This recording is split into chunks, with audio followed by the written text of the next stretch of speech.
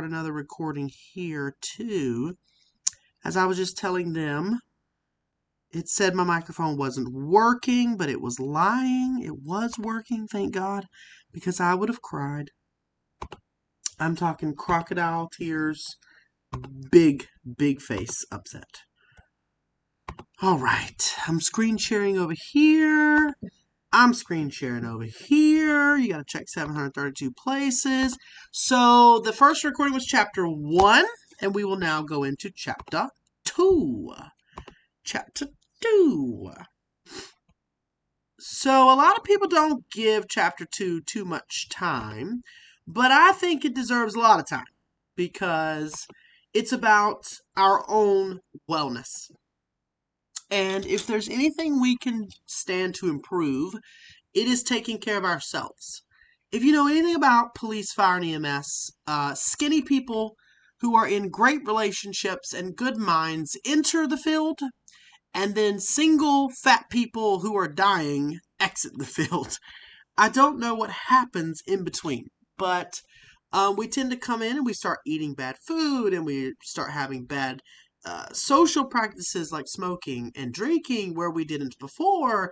And obviously there's a lot of other things that occur with our personal relationships in the fire, EMS, police service. I won't go into much detail with those, but the point of which being, if you don't take care of you, how are you going to take care of others? And that's what this chapter is really about. A lot of EMS agencies, fire agencies, police agencies have gone long strides to build programs within their services that incite health and wellness, that promote the participation in health and wellness programs. For me in the flight service here, if we wear a Fitbit throughout the year, they'll reduce an amount of our insurance premiums. You're probably very familiar with signing smoking cessation attestation agreements, saying that you won't smoke and that you don't smoke, and that reduces your insurance premium. So companies recognize, the employers recognize that EMS wellness isn't always what it could be. And so this chapter kind of talks about what you need to do to keep yourself safe, what you need to do to be well in the line of work that we do. And so I'm pretty proud of this chapter. We have a lot of suicide in our industry. We have a lot of people who bottle up what we see and what we're exposed to, and the outlets for processing and handling the information that we are exposed to because of our jobs hasn't always been prevalent. And I'm thankful to say that today there are tons of PTSD programs. Today there are tons of access points within your employers that give resources, counseling, gym memberships, wellness programs, safety checks, lab value checks on an annual basis. Those things keep us safe, and they make us capable of taking care of people. Being fit for duty is about this chapter. And so as we go through it, I want you to kind of keep those concepts in mind and just remember that in order to take good care of people, we must take care of ourselves. And you know that. As we go through, we'll talk about decontamination. We'll talk about personal protective equipment. And so PPE should become a go-to acronym for you. Personal protective equipment, which is also going to stand for BSI, body substance isolation. So we're going to learn a lot of acronyms in this class, and we're going to do acronym testing in this class where I give you guys pop quizzes. And if you don't know the answer to these pop quizzes, I'm going to make you write them because it's the language that we live by in EMS. And so you've really got to understand these acronyms. And so PPE is personal protective equipment. That's any piece of equipment that you put on your body that keeps you safe. High visibility vests, turnout gear, helmets, goggles, nitrile gloves, masks, gowns, Body substance isolation deals with just the infectious fluid component of that, just the infectious substances of that. So PPE, personal protective equipment, it covers everything you could put on your body to be protected, like a bullet-resistant vest. That would be PPE. But body substance isolation, BSI, specifically talks about the equipment that you would use to prevent yourself from contracting infectious disease from our patients. Think COVID, think flu, think HIV, think hepatitis C, think tuberculosis. BSI, body substance isolation, would protect us from those things. And then PPE would be everything. Flotation vests, turnout gear, working gloves, helmets, goggles, SCBAs, closed breathing apparatus. All of those things would be personal protective equipment. So know the difference between PPE and BSI. We are going to deal with a lot of infectious disease. We are going to deal with a lot of infectious material. And so we'll talk about what constitutes infectious material, because a lot of people misconstrue that. They don't really know what human substances are infectious and what substances aren't. And so we'll discuss that. Standard safety precautions, or standard precautions, is the general stuff we wear for every patient contact. So standard precautions will typically be gloves. We're talking nitrile gloves, which is the new version of latex, right? Latex gloves, some people have an allergy to latex, and so then we came out with nitrile. So if you see the blue gloves that we're wearing today, those aren't made of latex anymore. They're made of other synthetic materials, most commonly nitrile. So gloves, eye protection, and typically a face mask. That would be standard precaution typically. That way, whatever you're about to encounter, you would be protected in the most common way. So that's standard precautions. Make sure you know what standard precautions is. You're talking gloves, eye protection, and typically a face mask. At a minimum, it would be gloves and eye protection. No one should begin patient care without gloves and eye protection. Now, do you see that happening all the time? Yes, people do patient care all the time without those things, but it is not correct. It is not standard precautions. We already talked about PPE. Stress management we'll deal with a little bit. There are a couple test questions about stress, how we manage that stress, and so we'll talk about which one of those to pay attention to. Dealing with death and dying is a ton of what we do. Some people do it well, some people don't. We'll talk about it a little bit. But you should know that a lot of what we do is people who aren't going to survive, who aren't going to make it. We wouldn't have a job if we weren't responding to those types of incidents. Kinda. Because 80% of our volume nowadays is bullcrap, but the 20% is what we're talking about. Prevention of your own injuries, we'll talk about that. Big deal. Very big deal. Which we're going to do by lifting and moving techniques, wearing our PPE, our personal protective equipment, whether that includes using auto lifting stretchers, the stretcher loading system in the back of the ambulance. That's a big protection from back injuries. Using slide boards to not have to lift patients. Those types of things prevent work-related injuries. We'll talk about disease transmission, which we already spoke about a little bit, and then how to be well.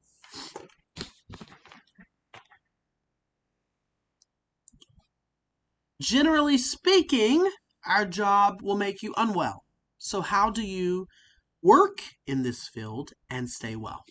Well, we're going to talk about that. This is a test question. Eustress is the positive stress that we can encounter. So say you have an exam coming up, and that's pretty stressful, right? But it motivates you to get into the material, to read, to study, to take practice exams. Well, that would be all considered eustress, which is good stress. So eustress is good stress, you need to know that. Distress is negative related stress, and that's the stuff we need to manage in order to become well, stay well. You can't necessarily always prevent distress, but how do you manage the distress? So know the difference between these two. We know that sleeping well, eating well, and maintaining like life work balance is a big deal. This is a big topic in recruitment and retention of EMS providers. It didn't used to be. Used to, we considered you a hero the more you gave to the cause and the more you took away from your personal self as a family provider, as a family person, your own well being outside of this job. We know now more than ever that it isn't sustainable to not understand work life balance. It is not sustainable to withhold the time necessary away from this job. And so we want to say to you now that stuff is important. Relationships that you maintain outside of this job are important. Spiritual relationships that you maintain, whatever they may be and to whatever extent you may choose and believe in, are important outside of this job. You must maintain physical, mental, and spiritual well being outside of this job in order to maintain resilience and longevity within this job. So I want to really harp on that. Yes, eating healthy is important, but people aren't going to. I would say you should try. Sleeping. You are not you if you are not appropriately sleeping. It says 7 to 9 hours here. I'm not going to give you a time frame because people are different, but we all know that sleep needs to occur regularly in a set time frame. And every time you don't accomplish that, you are maintaining a deficit. You are creating a sleep hole that you will eventually have to fill. And so this is hard in our job. We work 24s. Some of us work 12s. Some of us work 48s and 72s, depending where you work. So recognizing that this is a requirement and putting effort into your life to maintain it is really important. We already talked about maintaining good relationships outside of work. You also need some good relationships within work. We know that you need to change partners occasionally. People don't like that, but you do. Maintaining the same partner over long periods of time, there are positives to that. There are also negatives to that. And if you've done this job for any amount of time, you know that. You know that that can be a double-edged sword. Don't work more overtime than you need to work. If I've learned anything in this career, it is that I've spent a ton of time here on time I should have spent away. I'm proud of this job. I'm proud of all the time that I've put in, but I am certainly at a place in my career where I understand to be the best me that I can be, I have to be a good me outside of this job. And you need to be too. So there's a time for overtime. I'm thankful for the fact that this job creates an endless amount of overtime. I will always be thankful for that. I will always acknowledge that the modality of police, fire, and EMS has changed my life, especially financially speaking. And I'm thankful for that. But you must maintain your off time. And I know that more now in my career than I've ever known that before. And so I will always make a point to say that to you. This job offers us endless amounts of time on the clock, and there are very big positives to that. You must also recognize the negatives to that, and that it is cutting into your ability to maintain good sleep, good diet, good relationships outside of this job. So think about that.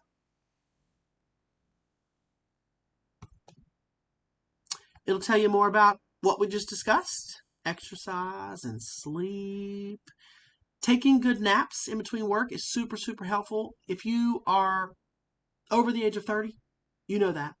Because once I hit 30, before my 30s in EMS, I just could not sleep at the station and I wanted to be working. I could not stand when no calls would happen. It would just drive me nuts.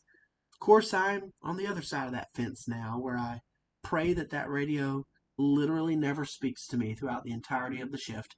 And I love to take naps. So It all comes in its time, I suppose. But you guys know that taking those little micro naps provides you strength and longevity throughout the shift, especially if you're working 24s, especially in the flight world where the vibrations of the aircraft are very draining to us. And so we take tons and tons and tons of micro naps. And that's why.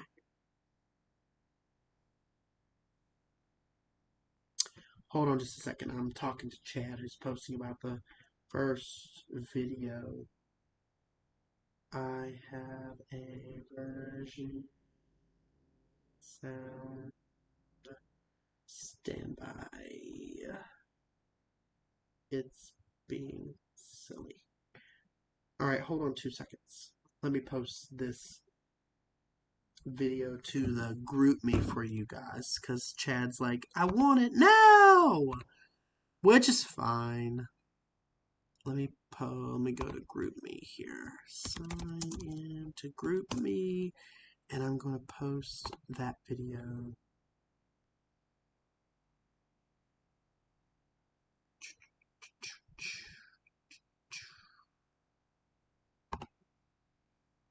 See if it'll let me post the whole video.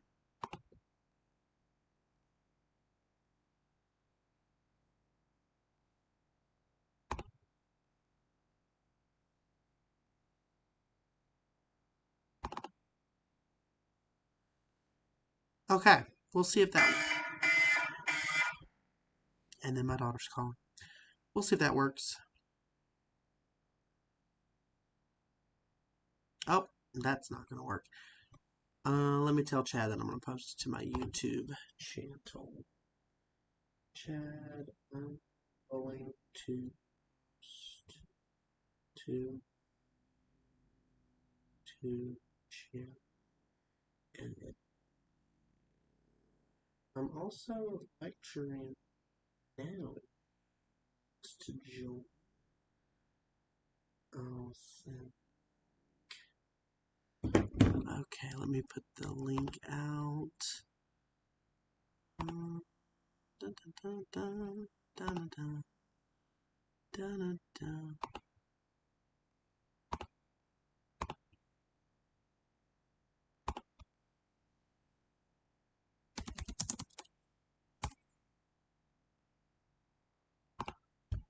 Why did it go away?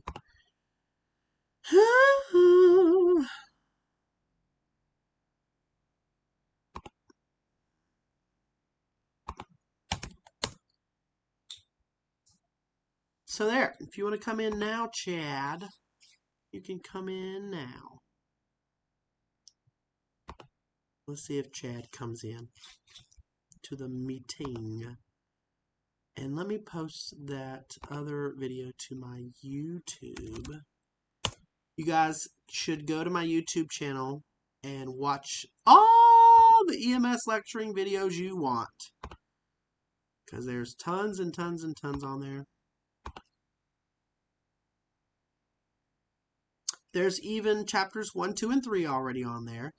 You'll have to kind of fast forward through some of the stuff you don't need that was orientation of other classes, but it's all on there. There we go. Chapter 1 EMS systems. It's not made for kids. I think it's a weird question. I don't even know what the result of selecting yes would be. Let's do public. Publish.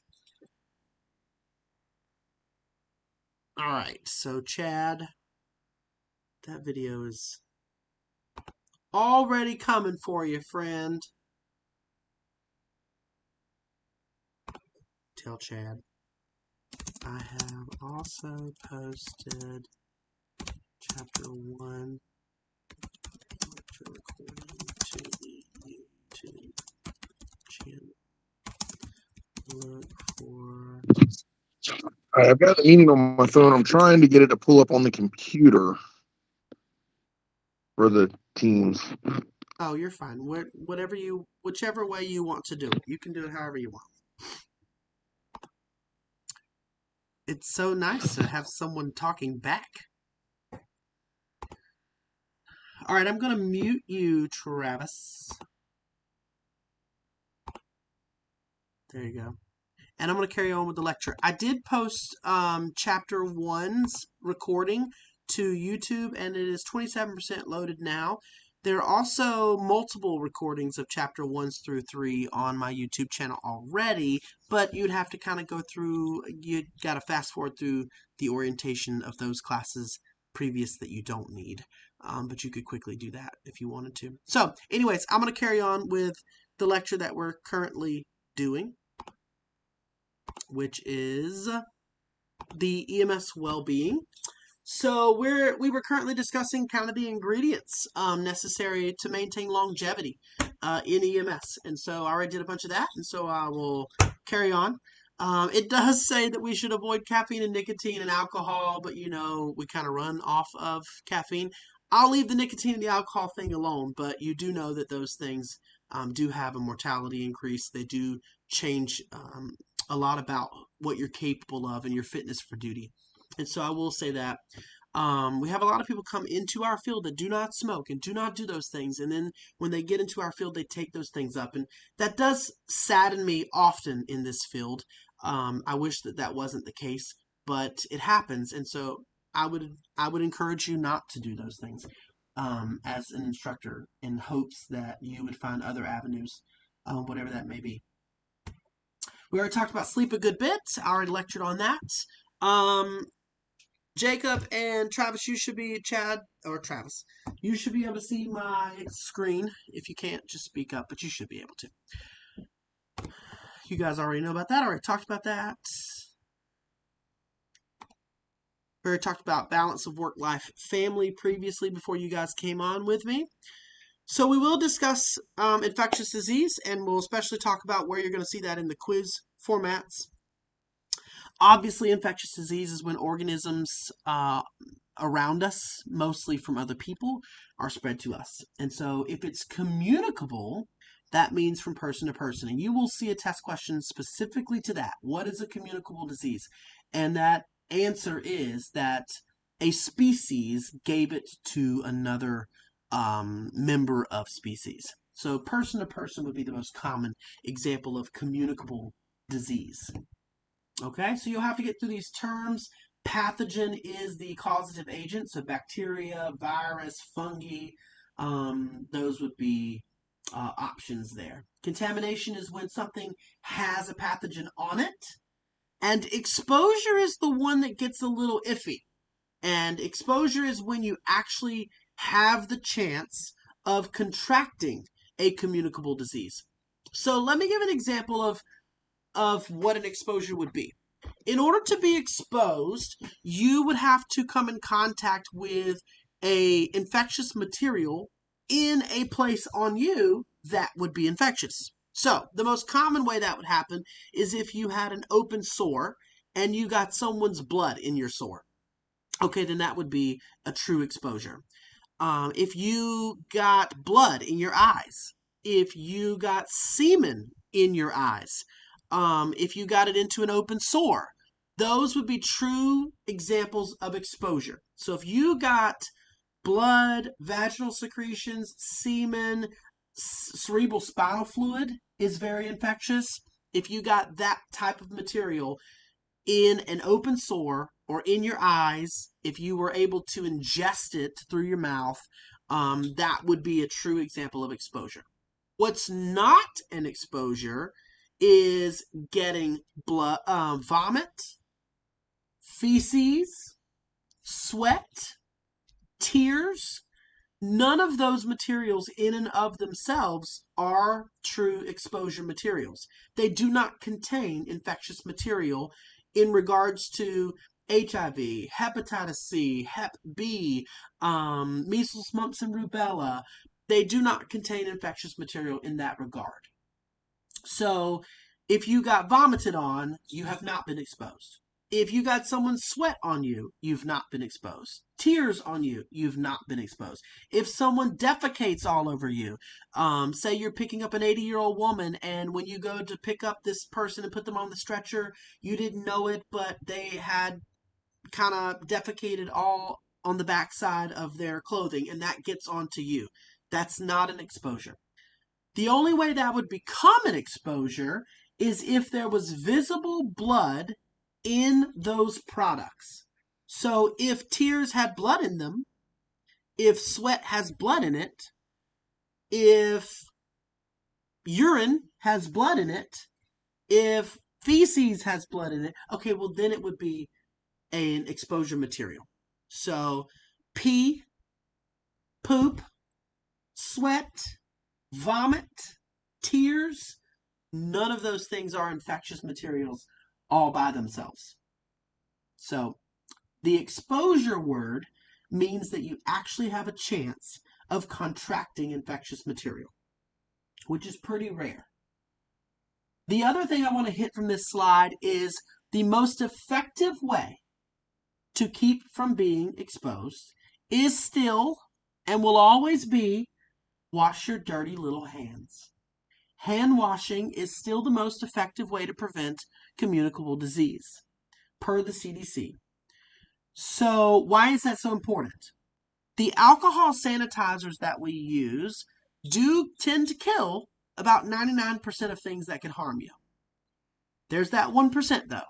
And let me give you an example of that 1%. Anyone ever heard of C. diff? Clostridium difficile. C. diff is a really nasty bacteria that we have in our guts that normally is not allowed to accumulate because we have good bacteria that eats it.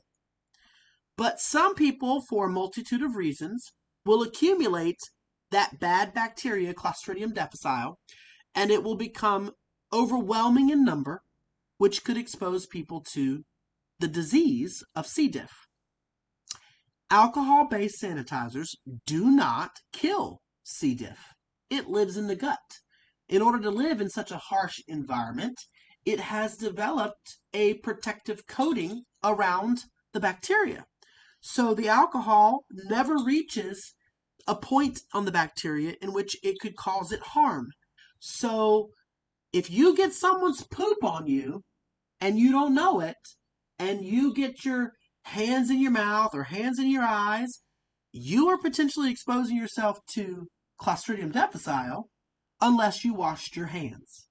That is why we have always said, and there has always been a policy for, washing your hands after every single patient contact. Why? Because there are some things that alcohol-based sanitizers cannot kill.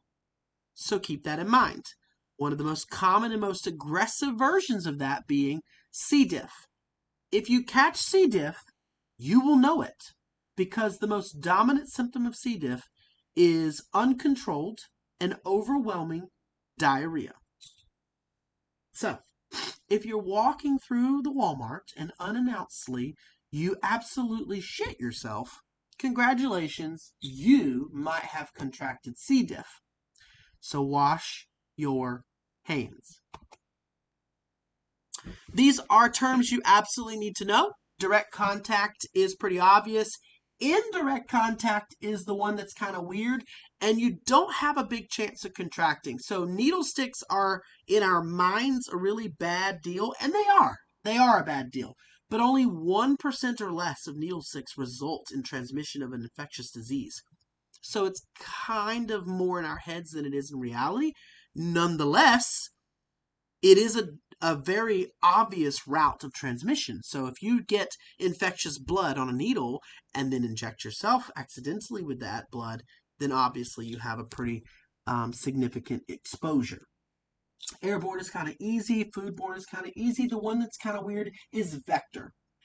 The most common and most lethal infectious vector-borne transmission in the world is malaria from mosquitoes. Mosquitoes are still listed as one of the top 3 most dangerous animals in the world. Why? Because malaria kills millions of people. Millions of people. So vector-borne means you're transmitting an infectious disease by something like an animal. In this case, the vector would be a mosquito and the illness would be malaria. So again, personal protective equipment, gloves, gown, eye protection, face shield, mask. Not necessarily the word standard precautions, which we learned earlier. Standard precautions typically just means gloves, eye protection at a minimum, and maybe a face mask. But if you're looking at dealing with a bloodborne pathogen, you know that there's a potential for exposure, then you would put on mask, gloves, gown, eye protection, face shield. Excuse me. You know that donning means to put on, doffing means to take off. You should know that. Hand washing is still the utmost important. And where you cannot hand wash, use should alcohol. Wash everything and wipe everything after every single call. I remind you that there are things that you cannot alcohol away. The stuff in the purple wipes that we're so commonly used to seeing is really aggressive. And if you notice on the top of this, it'll say no hands, no humans. You should be wearing a glove when you use the purple wipes because it is very cancerous.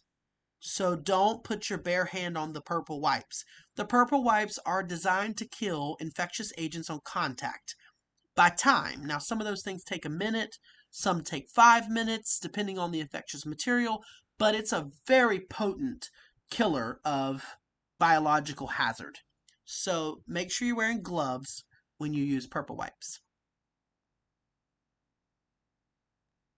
Eye protection is a general precaution accepted to be a standard. Every patient encounter, per the book, should be eye protection. Now, the mask you're seeing him wearing is if you are in direct exposure to a cough patient, a patient who might have a respiratory-based illness. Your general face masks are typically not enough to protect you. The patient should have on a mask and you should have on a mask. If you believe the patient's cough is infectious, then you should have an N95 mask or greater.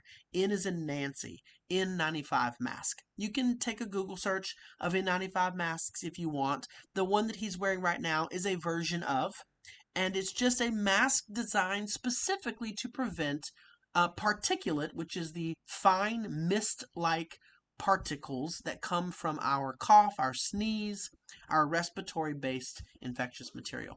And these are on our trucks.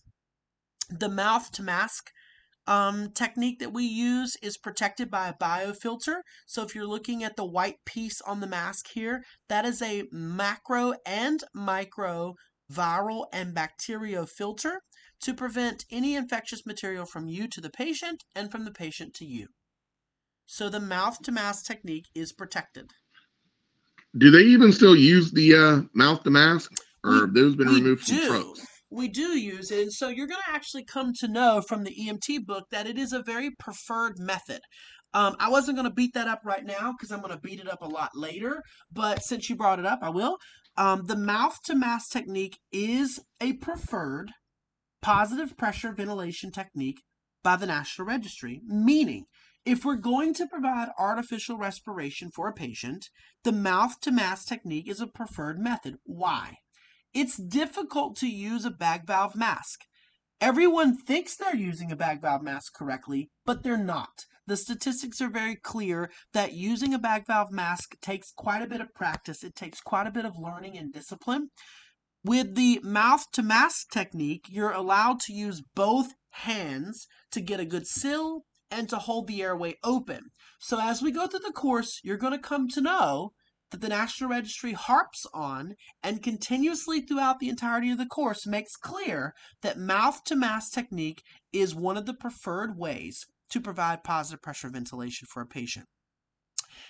If you look on the little blip here at the bottom of the mask where my mouse pointer is, there's two things that does. One, it can add air to the mask to create a better seal. And there's another little blip on these masks that you can hook to an oxygen tubing. So most of these masks now have the ability to run continuous high flow oxygen through the mask. And that makes it a preferred method of using mouth to mask technique positive pressure ventilation. Why? Because it's hard to maintain a seal and an open airway on patients using a one-hand technique. So with the mouth to mask, you can use two hands. And when we go into skills for CPR and for airway management later on, we're going to show the differences in the technique, and you're going to quickly be able to see why one would be superior to the other if you were the sole provider, if you were the only person able to manage airway and you were doing so alone. We will learn to use the BVM, and we will become very efficient with the BVM because it is a primary tool in the EMT arsenal. But we cannot understate the importance of mouth-to-mask technique, and the National Registry will make that very clear. We're always going to put our sharps into the sharps container, so you must always have sharps containers. It's required by DHEC in South Carolina for every EMS bag and for every EMS vehicle if it is a certified asset. So, of course, you need sharps containers. What I will say is that there's a lot of talk about HIV and hepatitis. Hepatitis is more dangerous than HIV. We don't have a lot of patients that present a danger with HIV, and here's why. No one dies of HIV anymore because there's medications that literally make it irrelevant.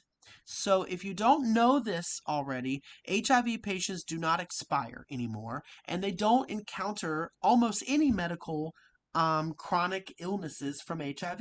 If they take their medication every single day, there is no way to transmit HIV to us. So an HIV patient who is undetectable and takes their medication every single day presents absolutely statistically 0% harm to you and me. They are typically more healthy than you and I because the medications that they are on increase their immune system. In specifics, it increases their CD4 counts, which are a particular white blood cell that fights hard for the body.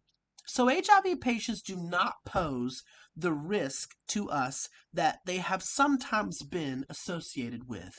And so I want to put that out there first to educate you about the reality of that. Modern day HIV management is easier than managing high blood pressure and diabetes. That's not my opinion. That is statistical fact. It is easier and more healthy to manage an HIV patient in modern day than it is to manage diabetes and high blood pressure. So these patients don't pose a large risk to us unless they're undiagnosed or they're non-compliant with any medications. Then, of course, they would present risk to us. Hepatitis patients, on the other hand, are quite risky to us because they typically are undiagnosed, and if you have a diagnosis, then there are treatments, and you're treated, and then we move on. You no longer have hepatitis, especially in the world of hepatitis C.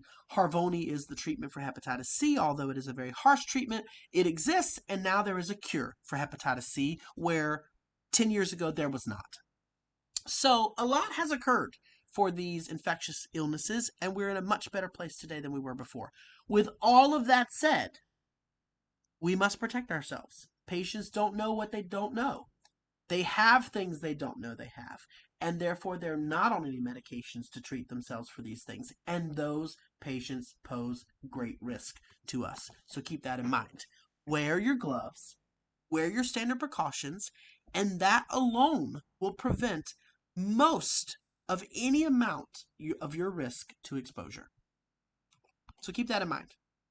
If you are exposed, you need to know that the Ryan White Act requires your employer to treat you, to test the source, to test you, and if there is a communicable disease that is acquired, they are required by law to treat you at no cost. That's the Ryan White Act. If you have not read the Ryan White story, I super suggest it. Ryan White was a hemophiliac in the 80s who contracted HIV in a time where there were very little treatments, if any at all, to HIV. They certainly weren't successful in that time frame. Ryan required multiple blood transfusions for hemophilia. He was a young boy. And in that process of his normal treatments for hemophilia, he contracted HIV from a donor source. Ryan went on to live a very fulfilling, youthful life, but did lose his life to HIV.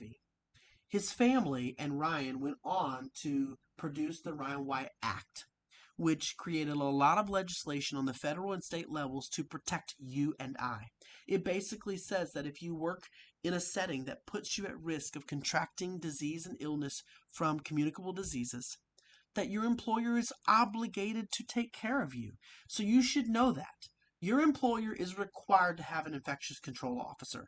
Your employer is required to put policies and procedures in place that protect you from communicable diseases, like, for example, having an exposure protocol, buying equipment that reduces your risk to exposure, like needles that encapsulate and keep people from getting inadvertently stuck in the process of our job.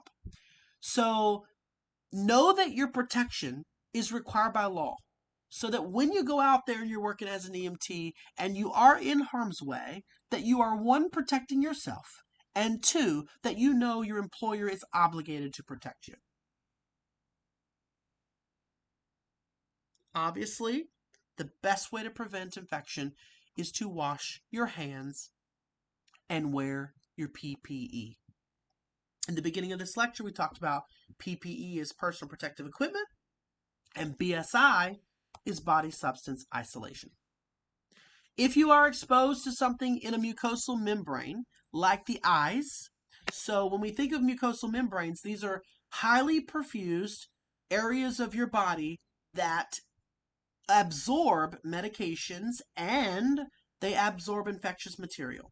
So you think of the eyes, you think of the oral mucosa inside of your mouth, you think of the anus, you think of the vagina. These are very perfusive mucosal membranes, meaning if you get infectious material in this space, you should immediately wash this space for no less than 20 minutes, and that's a test question. Your scene safety is always most important. You do need to familiarize yourself with the ERG as far as what it is. We do not go far into how to utilize an ERG in the EMT class, but we do discuss what it is and what purpose it has for us. ERGs are required to be on every ambulance in the state of South Carolina, and inside of this book, you can look up placards, you can look up chemical numerical values to discern what that chemical is, and give best information on how to respond to that chemical. This is not the EMT's purview. The EMT is not designed or trained in the entry level to respond to hazardous materials. So you should spend very little effort doing any more than saying, oh gosh, that's a hazardous material. I need to back away. I need to prevent people from getting close to this material. I need to notify dispatch for additional resources or a set of people that can actually deal with a hazardous material. At a minimum, know what the ERG stands for, Emergency Response Guidebook, and know that its job is to help you identify hazardous materials. You're going to do so from a distance, always maintaining your personal safety. Remember that your personal safety is a big deal in the EMT training. Never go into a hazard that is electrical. If power lines are down, preventing you from accessing a patient, then you just can't. You got to call for additional resources, fire department. You got to call for the utility companies to shut power off to that area. You cannot put yourself in harm's way as far as the National Registry is concerned, as far as the state of South Carolina is concerned for the EMT. You are going to see this as a test question. What are the fire hazards associated with a structure fire? We go to structure fires for two main reasons. EMTs respond to structure fires to obviously provide care to any casualties of the fire itself. The secondary reason we go to structure fires is called rehab. The people responding to structure fires are carrying around 48 to 60 pounds of gear on their body, and that's very hot. It's very taxing. It can be very dangerous. And so 50% of our job is to be there to support the responders. If they're getting too hot, if they're overworked, if they're in a condition in which they're no longer safe and healthy, we're there to treat our responders.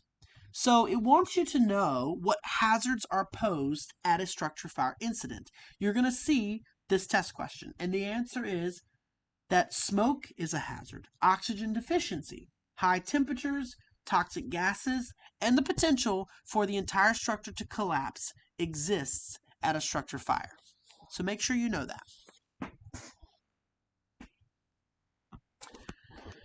Scene hazards. The most common death in the line of duty for firefighters and EMS providers is traffic related.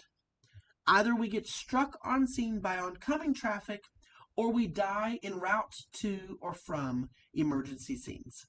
So keep in mind that almost all related fatalities for in the line of duty death, fire, and EMS are related to traffic incidents. You've got to be cognizant of the fact that we get killed in the roadway. You got to wear your high visibility vests. You've got to understand that traffic does not give a crap about your blinky lights. They will hit you and they will kill you. You guys know that. Most of you work in this already, and you know that they don't care that we're out there. So be safe when you're in open traffic. We'll talk a lot more about that and how to conduct yourself in traffic related scenes later on. These are scenes that we go to that can be potentially violent. It's just telling you that you need to maintain your safety as paramount. Your safety comes first, then your partner, then your patient, then bystanders. We talked about that in chapter 1, and it's reiterated again in chapter 2. The difference between cover and concealment. Cover is actual preventing the bullets from going through something, and concealment is just hiding your physical presence.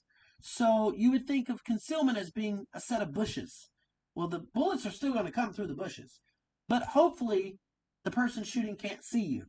Versus cover might be considered the engine block of a car. Most rounds, most ammunitions don't tend to go all the way through the engine block of a car. So standing in front of the engine block of a car would be considered concealment, and standing in front of a set of bushes would be more considered cover. Know the difference between the two?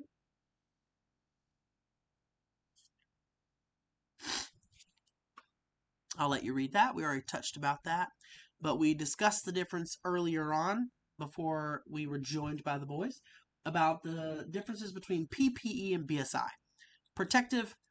Personal protective equipment covers all the things we could wear to be protected, versus body substance isolation covers the specific things you wear to prevent infectious disease. So know the difference between those two. Talked a lot about that in the beginning. We always are honest with people.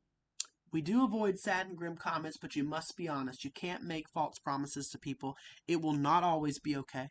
We will not always save the patient.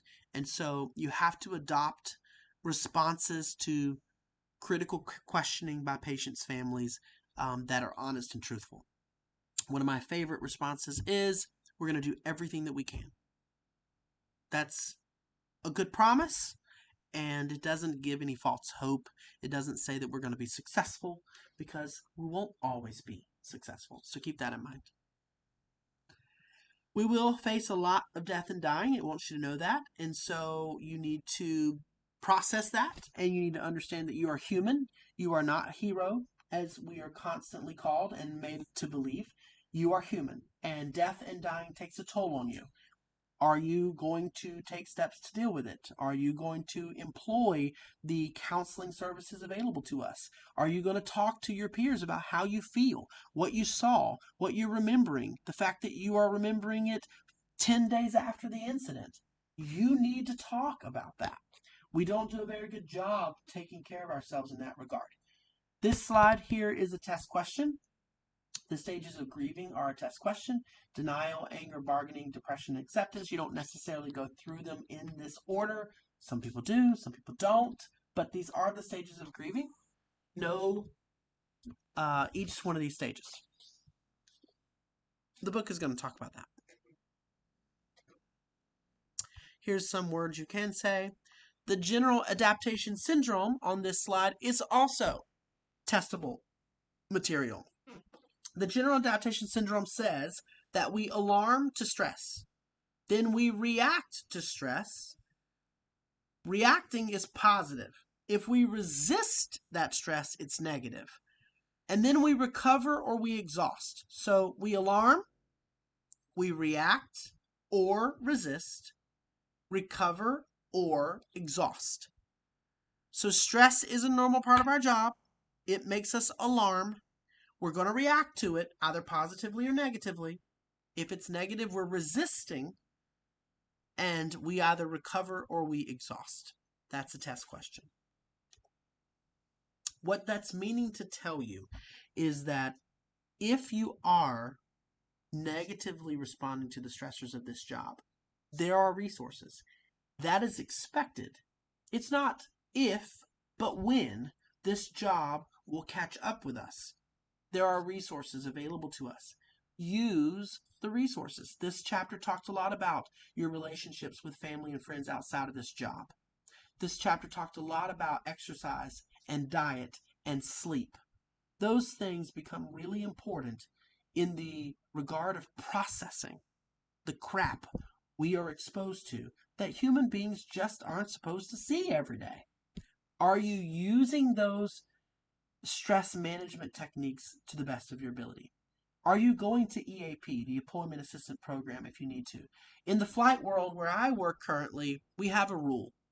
If you are still remembering and without thinking about it, it just keeps coming to you, something that you did at work, after 14 days, you are off duty and you're going to talk to our physician, which is incredible. She's amazing.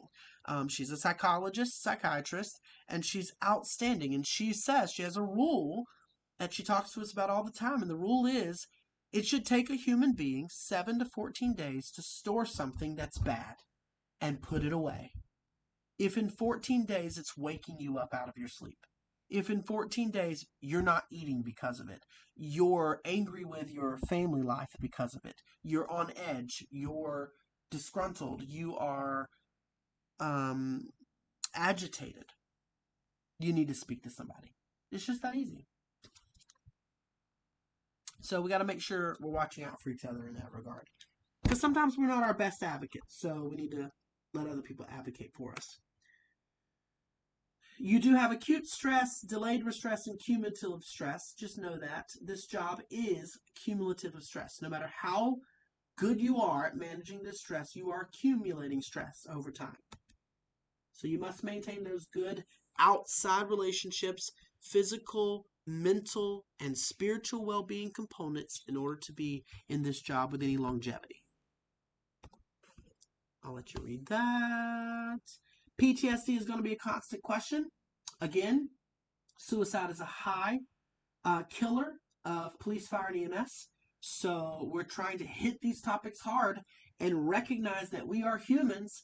The heroes that do this job are human heroes.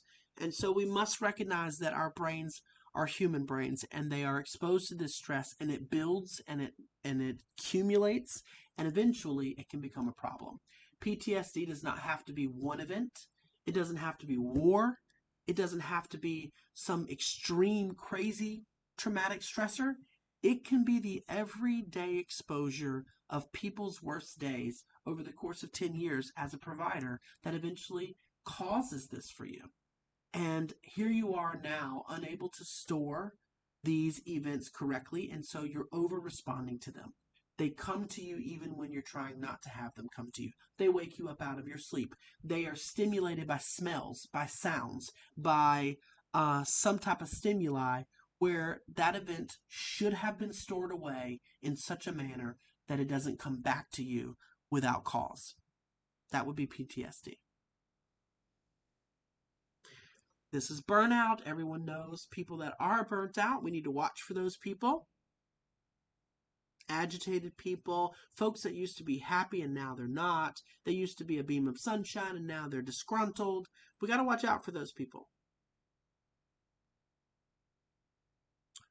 Cultural diversity is a pretty big deal with our job. We work with other people who have other ideas. I would say this is probably one of the best parts of police, fire, and EMS is that our brothers and sisters come from every walk of life you can imagine, and every background and ethnicity and education and spiritual background. They are gay, they are trans, they are women, they are men, they are people who don't fit any of those boxes, people who create new boxes. And I think that is probably the best thing about this job is you get to learn about humanity. And so I think this slide is dedicated to the fact that you can't do this job alone. It's built from a force of brothers and sisters that come together for a common goal. And so I hope you know, I hope you're aware, you already do, that this job contains every walk of life you can imagine. And I think that makes it amazing. And if you don't think that makes it amazing, this is probably not the job for you. Especially the case with our patients. You're going to see patients that are very different from you, and you need to understand that what you know and who you are and everything you think about life is not the only way to think about this life. So keep that in mind. Quid pro quo is a test question.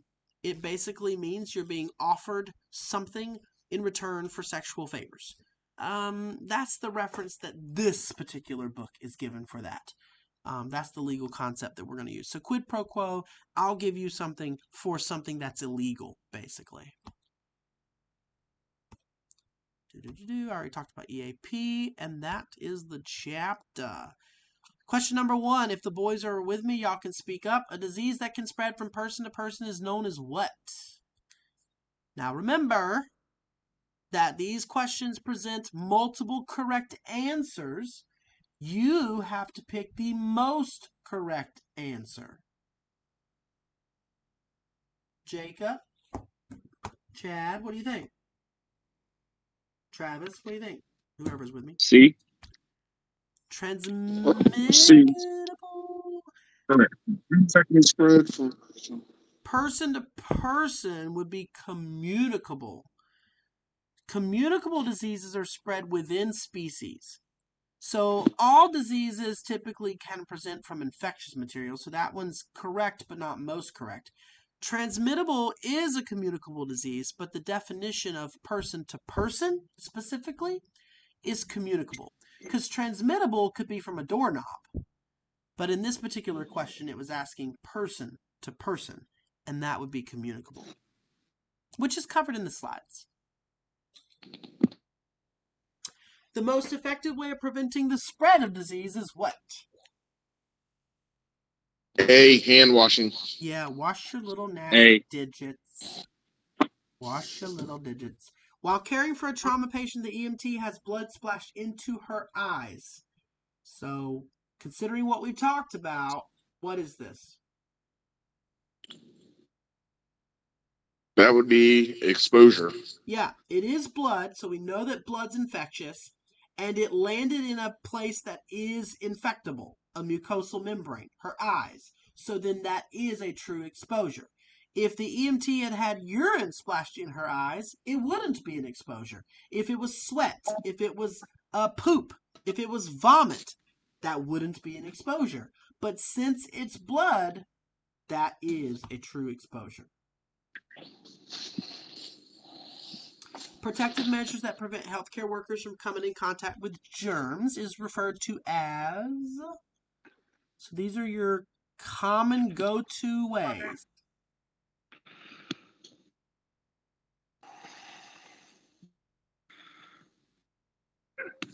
I would say D. So D is too broad. So D is personal protective equipment, which is everything you could wear to protect yourself. So that's talking about helmets and turnout gear. Will that prevent you from infectious disease, germs? So this particular question specifically says germs. So having that in mind, change your answer a little bit. It would be B. Yeah, standard precautions. Standard precautions specifically talks about the general things we would wear to not get infected by something. Gloves, eye protection, maybe gowns, maybe masks. That would protect us from germs specifically, so bravo. What is the second stage of response in the stress general adaptation syndrome? What's the second thing? We alarm, then we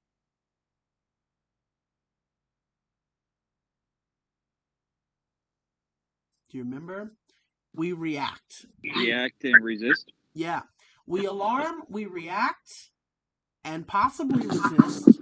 Then we recover or we exhaust. So it would be C, D, A, and possibly B. We hope to prevent exhaustion, right? Hope. A condition characterized by re-experiencing an event and over-responding to the stimuli is what? So the improper storing of a stressful event. That would be D. Yeah, delta. A condition characterized by re-experiencing an event is D. You're inappropriately storing it. This question is very simple, guys. What is the fuel that makes us run?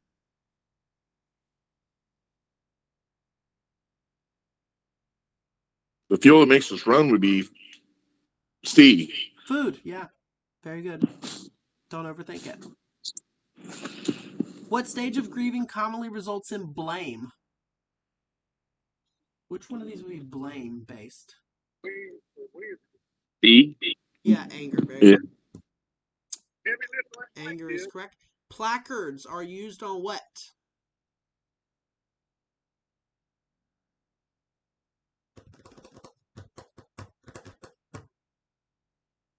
Out of these, it would be storage lockers. Oh, it's A. Storage lockers are covered under what? So DOT deals with placards and fixed establishments. So A and trucks. Those medical health labels, that's what you're talking about. And if you remember from hazmat class, those are two different types of NFPA standards, right?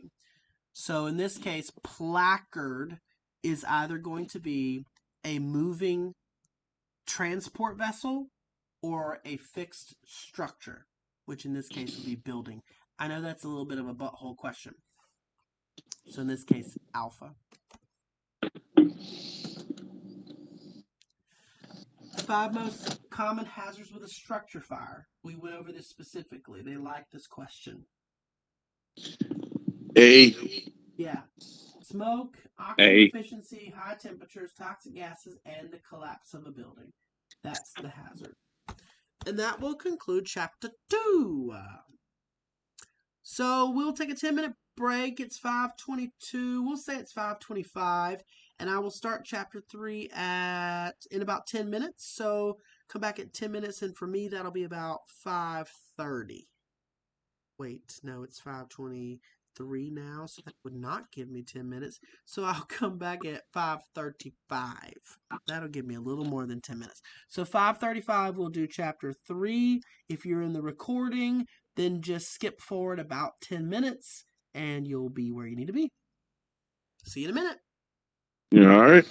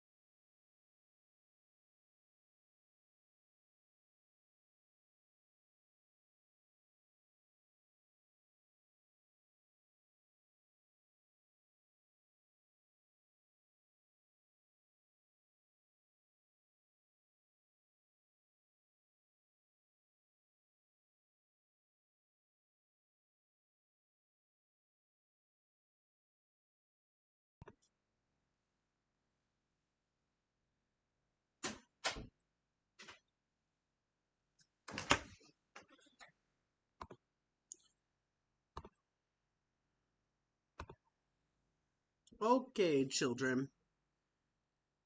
We are back. Let me make sure I am screen sharing here, and I am. Screen sharing here, and I am. Volume and audio is on here. Volume and audio is on here. All right, let us begin with Medico-Legal, Chapter 3, which happens to be one of my favorite chapters. So the medical-legal chapter, an ethical chapter also, but medical and legal obviously being more punitive and of larger caliber, is associated with our responsibilities as EMS providers. And in being EMS providers, which are public servants, we are given some authority over other people. And that authority has to be executed very carefully and well informed. And this chapter is about letting you know what the parameters are of that authority. We can, in cases, take people into our custody against their wishes and protect them based off of some legal principles that are employed in our state. We're going to discuss that. We're going to discuss consent. The fact that most people have the ability to tell us when they do want us to help and when they don't want us to help. We don't always have the right to help someone, and sometimes we're obligated to help someone. So where is that line? What is the difference between the two? That's what the chapter is really going to be about. We're going to talk about do not resuscitate orders, when we can withhold care from a patient who has stopped breathing and does not have a pulse anymore. There are very few cases where that applies to us. We're going to talk about that. So let's get into it. Obviously, the consent to give care is a big deal. And even bigger than that is the right to refuse that care. There are people who can refuse us, even when we think they shouldn't. How does that work? What are the legal principles of that? We're going to talk about it. And then there are people who cannot refuse our care. We're going to talk about that. Confidentiality, we talked about HIPAA already. We know that HIPAA, the Health and Information Portability and Protection Act, is about not discussing people's private information having received care. We're not allowed to tell people that some folks have entered into the healthcare system and that they are receiving care for XYZ amount of reasons. We can't share that information. So we'll talk about that. Advanced directives are do not resuscitate orders. No other advanced directive in the state of South Carolina applies to EMS except the South Carolina do not resuscitate order. So when we get to that, I'll pull it up and I'll show a picture of that order. I'll show you the bracelet, which is the only other version that we can accept of the order. When you think about living wills and all the stuff that you might see in the ICU setting, where people can say, I don't want a feeding tube, but I am okay being put on the ventilator. All of those choices do not apply to us. Ours is simply confined to, if you die, do you want us to do something about it? Yes or no? And we'll talk about that. Tort is a civil claim, so basically a financial penalty to illegal action. And then there's criminal action, which is a pretty high bar for EMS because we have immunity in lots of places, but you can reach the criminal bar. We'll talk about how you can and when that might occur, what would occur if it did. Evidence preservation is a little bit of a talk. And then statutory responsibilities like must reports. There are things that we see that we cannot keep secret. If someone calls us to the scene and a dog has bitten someone, we're not allowed to keep that to ourselves. We have to report that an animal has bitten a human. Criminal domestic violence is another example. If someone says they got into an argument and he, slapped me, but, we're okay now, but I just want you to check me out. We're not allowed to keep that a secret. We have to report that. And so we'll talk about must report liabilities.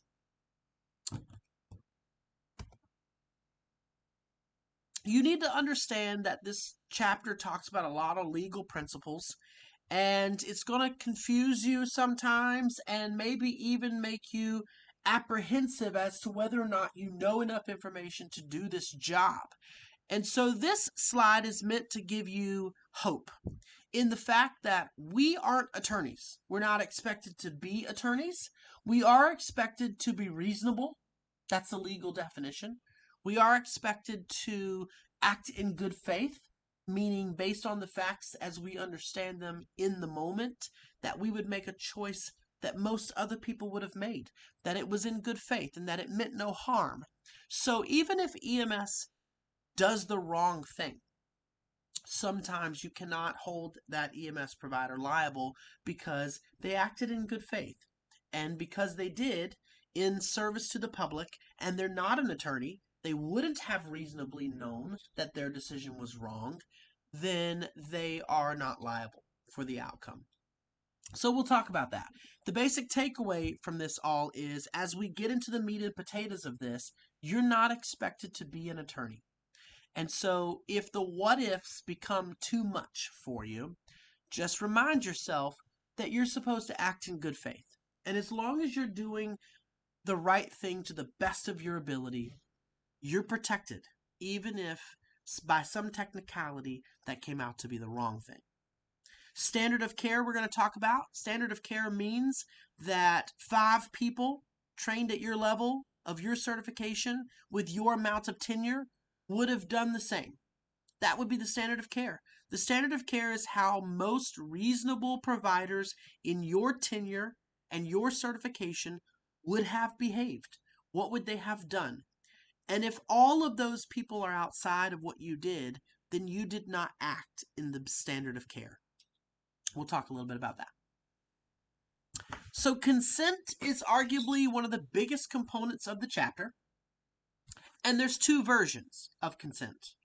There is expressed and there is implied.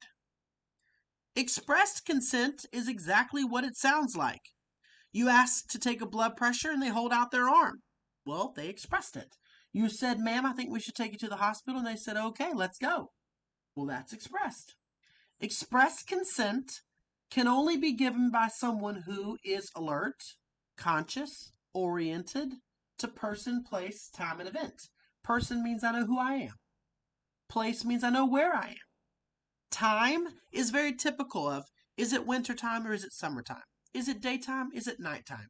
It doesn't necessarily mean, what time is it right now? It's 17:43. Well, most people don't know that, nor do I. So you can't ask people questions that they typically wouldn't know the answer to. So you have to be general. Is it daytime or nighttime? Is it lunchtime or dinner time? Is it wintertime outside or is it summertime outside? And then event would be the most important one. Do you know what's going on right now? Do you seem aware of what's going on right now?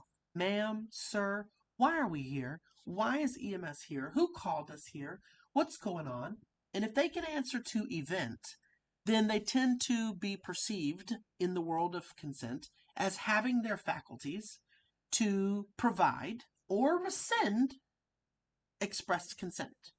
So express consent is someone telling you they want you to do what you've asked to do, or showing you in some physical way that you can do whatever it is you've asked to do, and that they have the right to provide it, that they are alert, conscious, and oriented to person, place, time, and event. Here's the difficult one. Implied consent. The most obvious version covered under implied consent is an unconscious patient. Implied consent is for people who can't express consent. Implied consent is a theory that if someone were unable to make their own decisions, they would want what the most reasonable commonality of us would want. Generally speaking, if you were unconscious in aisle 7 of the Walmart, most people would want to be saved. They would want responders to try to save them, to help them. That is the principle of implied consent. It covers patients who can't express consent. The most obvious version of that is unconscious people. The less obvious version of that are people who have some amount of consciousness, but they are not alert, conscious, and oriented to person, place, time, and event. This is a person who can't answer all of our questions. This is a person who doesn't seem to really understand what's going on. This is a person you wouldn't feel safe leaving by themselves. That person can't give you consent. They are covered under implied consent. Here's an example of a very conscious patient, a very alert patient, who is not able to express consent and is covered under implied. You get a call to an interstate traffic stop. You get there and there's a state trooper. And they say, stopped this car for weaving in and out of traffic. When I got up there, they're just not with it. And they're not answering questions and something's just off. So you go to the patient and you do your big assessment and you notice quite quickly that the patient doesn't know where they are. They don't know where they're going. They don't really have a grasp on having been pulled over by the law enforcement. And they don't really know that you're a paramedic or an EMT. They're not really aware of the situation, but they're stable. They're conscious. They're very alert. You check the patient out and there's no obvious medical reason for that. But they can't answer your questions. They don't know where they are. They don't know what time it is. They don't know what the event is right now. Then that patient is covered under implied consent. They can't express consent. Any questions about express consent versus implied consent? Okay. The other quick, fast, and down and dirty way to become covered under implied consent, but be fully conscious, alert, and oriented to person, place, time, and event, is suicidal ideation and homicidal ideation. If you let fly out your mouth that you want to harm yourself or others, you are immediately covered under implied consent, and we have the right to take you against your will. Expressed consent, alert, conscious, and oriented to person, place, time, and event. They can tell us yes, they can tell us no. Implied consent, unconscious people, suicidal, homicidal, or not oriented to person, place, time, and event. So we wouldn't have to wait for law enforcement to get there, the EPCM. You do not. You have the right to take people into your custody if they meet the criterion we've discussed, which are quite narrow, versus that of a law enforcement officer who, at discretion via the extension of probate court, can place a patient into protective custody. Ours would be limited to the person not being oriented to person, place, time, and event, or that they have expressed suicidal ideation or homicidal ideation. We could then take a person into our custody with the intent to transport that person to an emergency room without their consent. So if you're taking someone without their consent, it would be argued that the patient is covered under implied consent. If you could not defend implied consent, then you cannot involuntarily take a patient into your custody. In some states, who can give consent is based on your age and the conditions.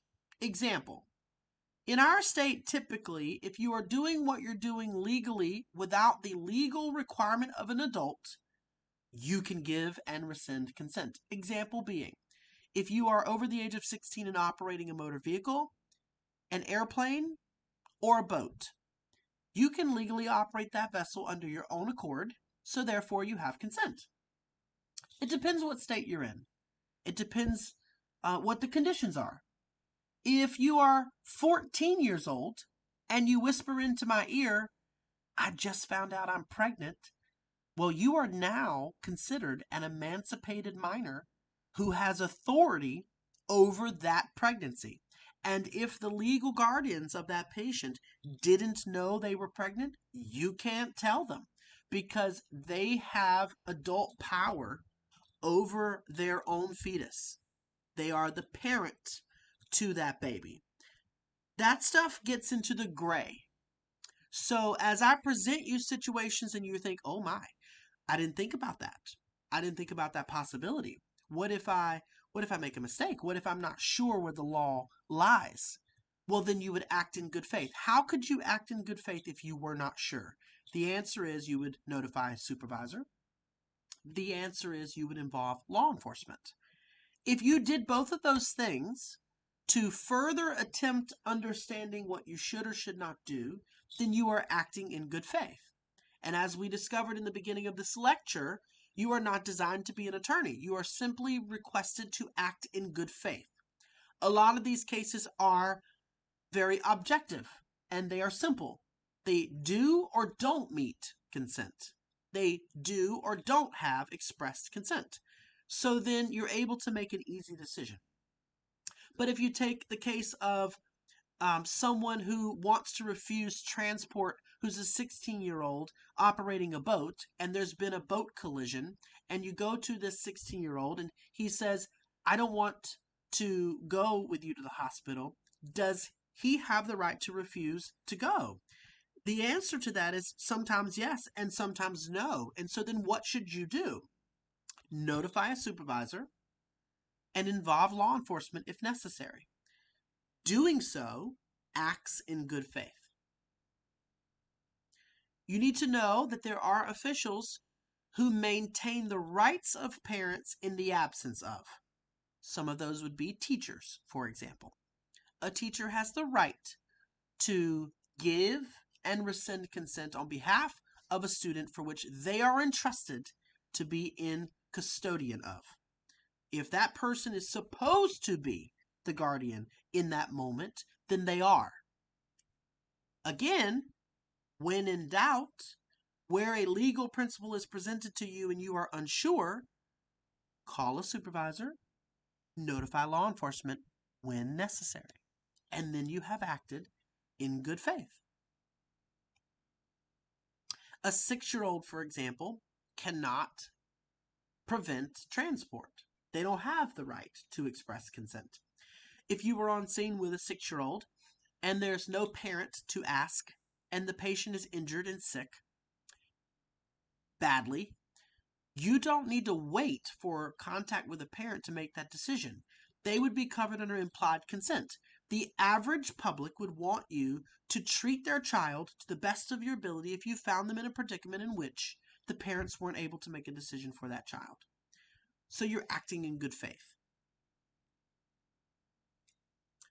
It is legal for us to restrain patients. At the EMT level, you are physically allowed to restrain patients.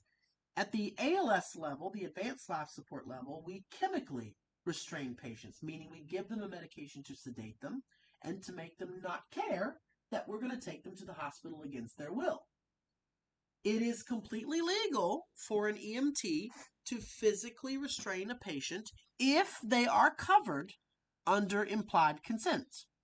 A simple example of this would be that you have a seizure patient who has a seizure in public.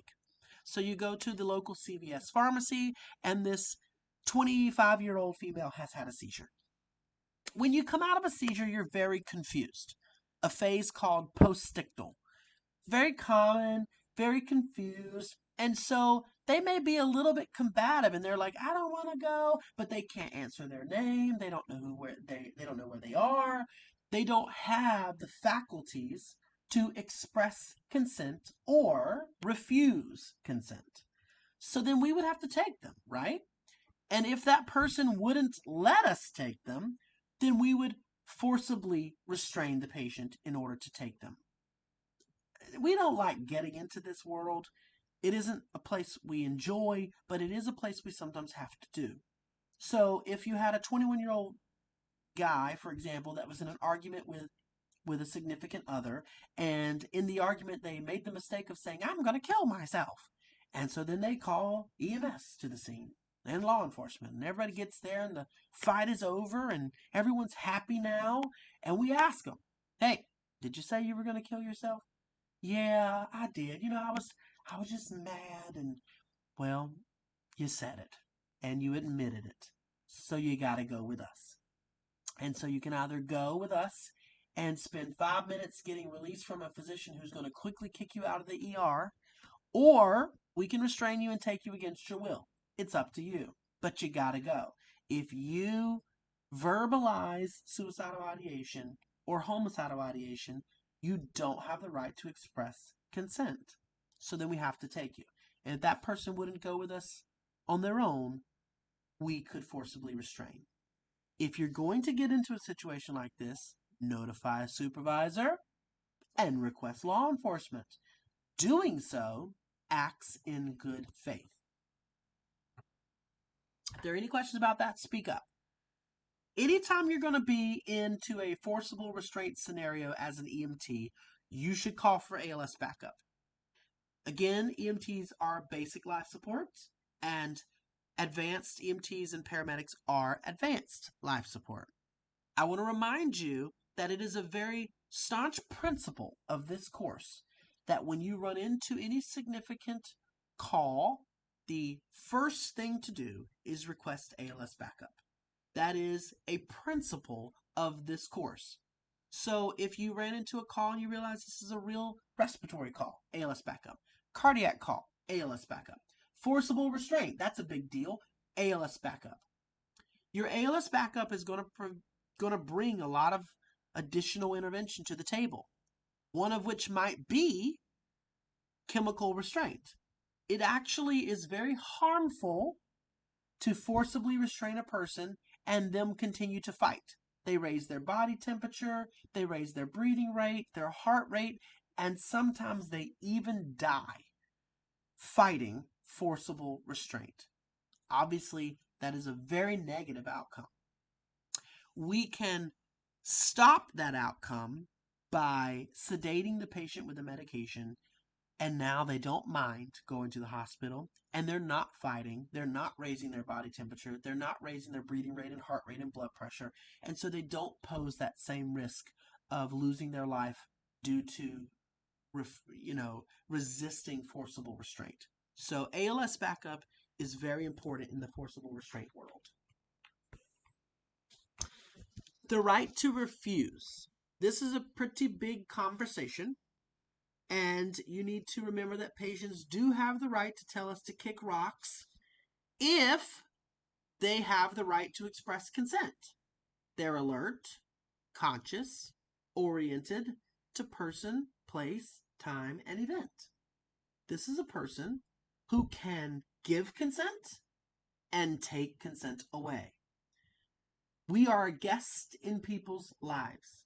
They have invited us into it, and they can say, go away. If they have the right to express consent, they also have the right to refuse. Refusals should be documented with great care. We do not only have to prove that a patient had the right to refuse, we have to also prove that we told them doing so could result in furthering of injury or illness up to death. You must document that you informed the patient of the potential outcomes to the right to refusal. So I remind you, we go to a patient who called us for falling off of a trampoline. We get there and it's a 21-year-old male and he says, yeah, I fell off the trampoline. I know my leg's broken, but I don't want a bill from the ambulance, so I'm going to have my family take me. Well, that would be a refusal. They don't want to go by EMS. That's a refusal. However, you got to inform them, hey, you have the right to refuse. You have the right to go by your own vehicle with your own family, but doing so could result in a worse outcome than if you had gone with EMS, up to and including death. Having that in mind, do you still want to refuse? And they'll say, yeah. And then we make them sign this big legal form on our patient care report that says, they told me that my right to refusal was a bad decision, and I wanted to do it anyways. So I'm signing away my ability to hold them accountable for my right to refuse.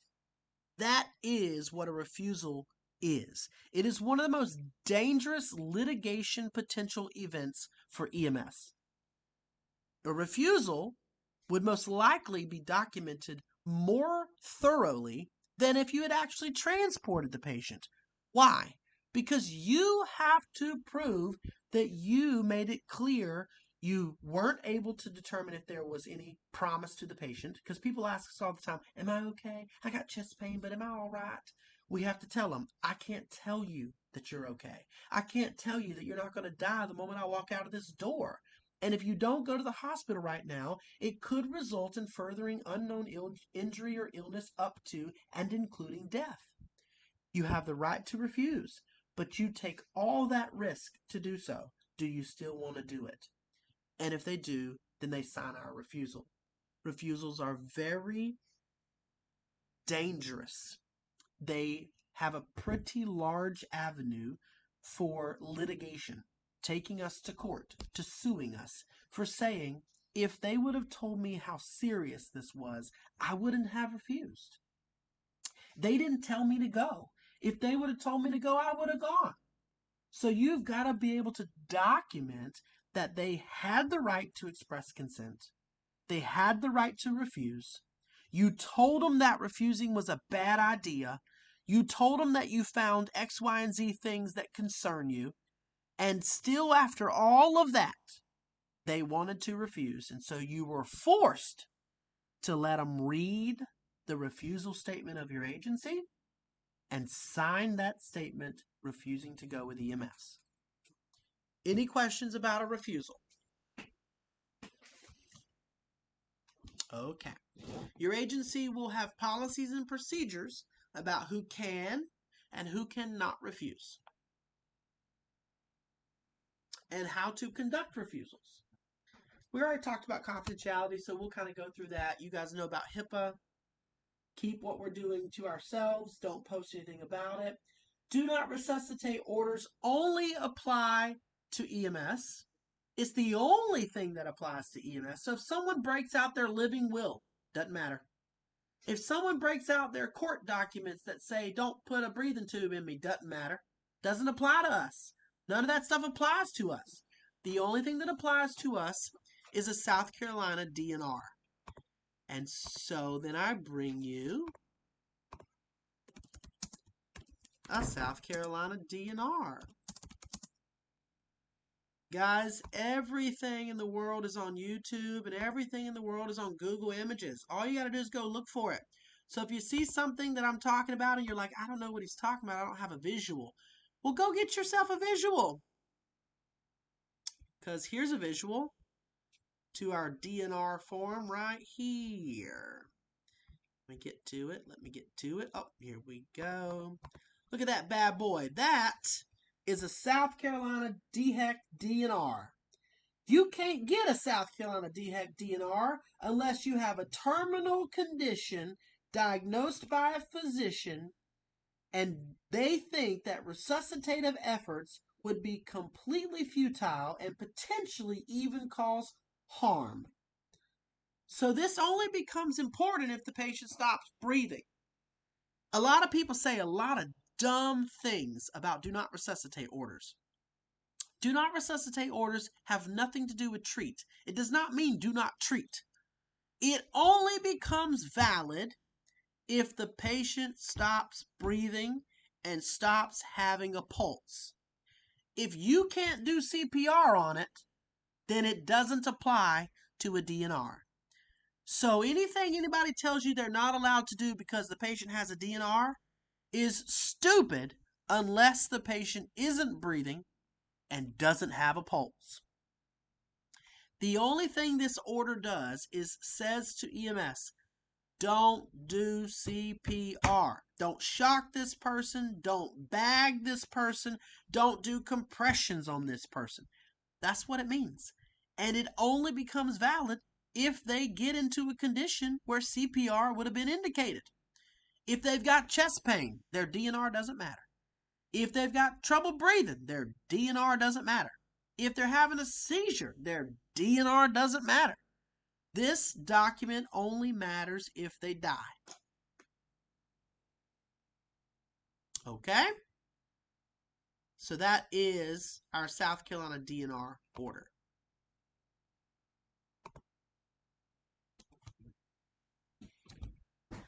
There are other versions of these. You should read through them in the chapter material, but they don't apply to us. So do read them, do have a little bit of information about them, but they don't apply to us. Let me tell you something that kind of does apply to us, though.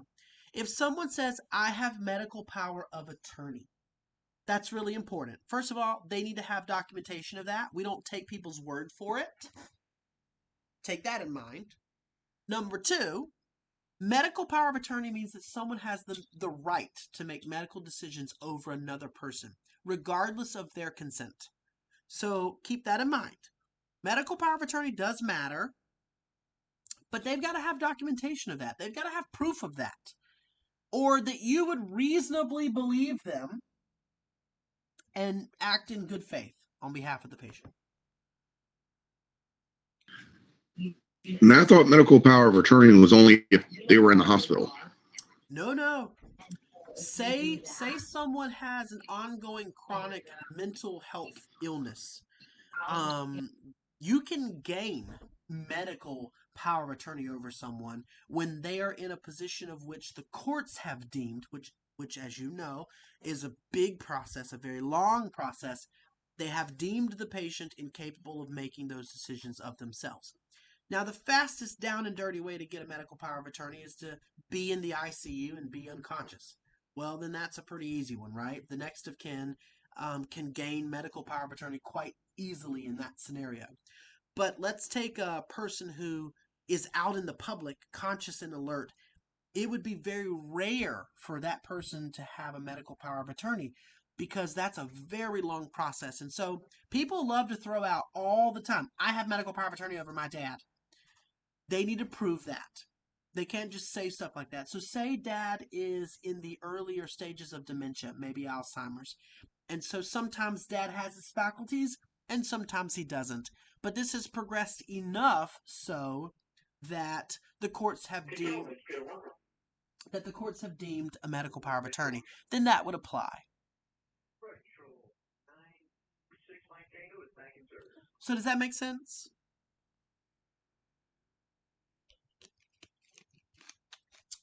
The next principle that we're going to talk about is when you don't have to do CPR. And the answer is if they have a DNR, you don't have to do CPR. And if they're clearly super obviously dead, you don't have to do CPR. What is clearly obviously super dead? Well, here you go. Here's a clearly obvious super dead person. This is called dependent lividity. This patient's in a morgue and they are very, very dead. And we know that because someone took their fingers and pressed into the back where all the blood pooled. When your blood stops moving around your body, it'll go to wherever gravity pulls it. And so if you die lying on your back, then all of your blood will float to the bottom of your back. And if you aren't moving that blood, you take your little finger and you push on a spot, then the blood never fills back in because it's not being pumped by the heart. They're dead. This is called dependent lividity. Dependent lividity is an obvious sign of death, and you do not have to do CPR on this person. Rigor mortis is another one. Rigor mortis is when someone is dead long enough, somewhere between 3 and 12 hours. This says 2 and 12 hours.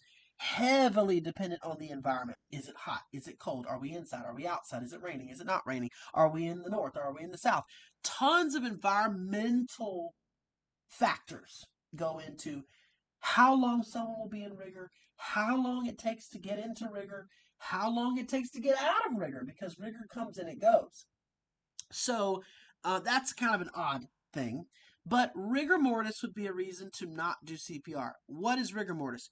If you go to do compressions and you feel like you just broke your elbow on a pound of concrete, you did. Stop. You're being silly. If you try to give someone ventilations with a bag valve mask, but you can't open their mouth, stop. You're being silly. If you turn the patient with their arm, if you can flip a whole patient upside down by moving their arm, you can stop. That's rigor mortis. Rigor mortis is stiffening. You become a stiff board when you die, and then eventually that'll go away. But in the early stages of death, it's there. So if you find a patient in rigor mortis, if you find a patient in dependent lividity, you don't have to do CPR on those people. They are very, very dead. they would be considered DOAs.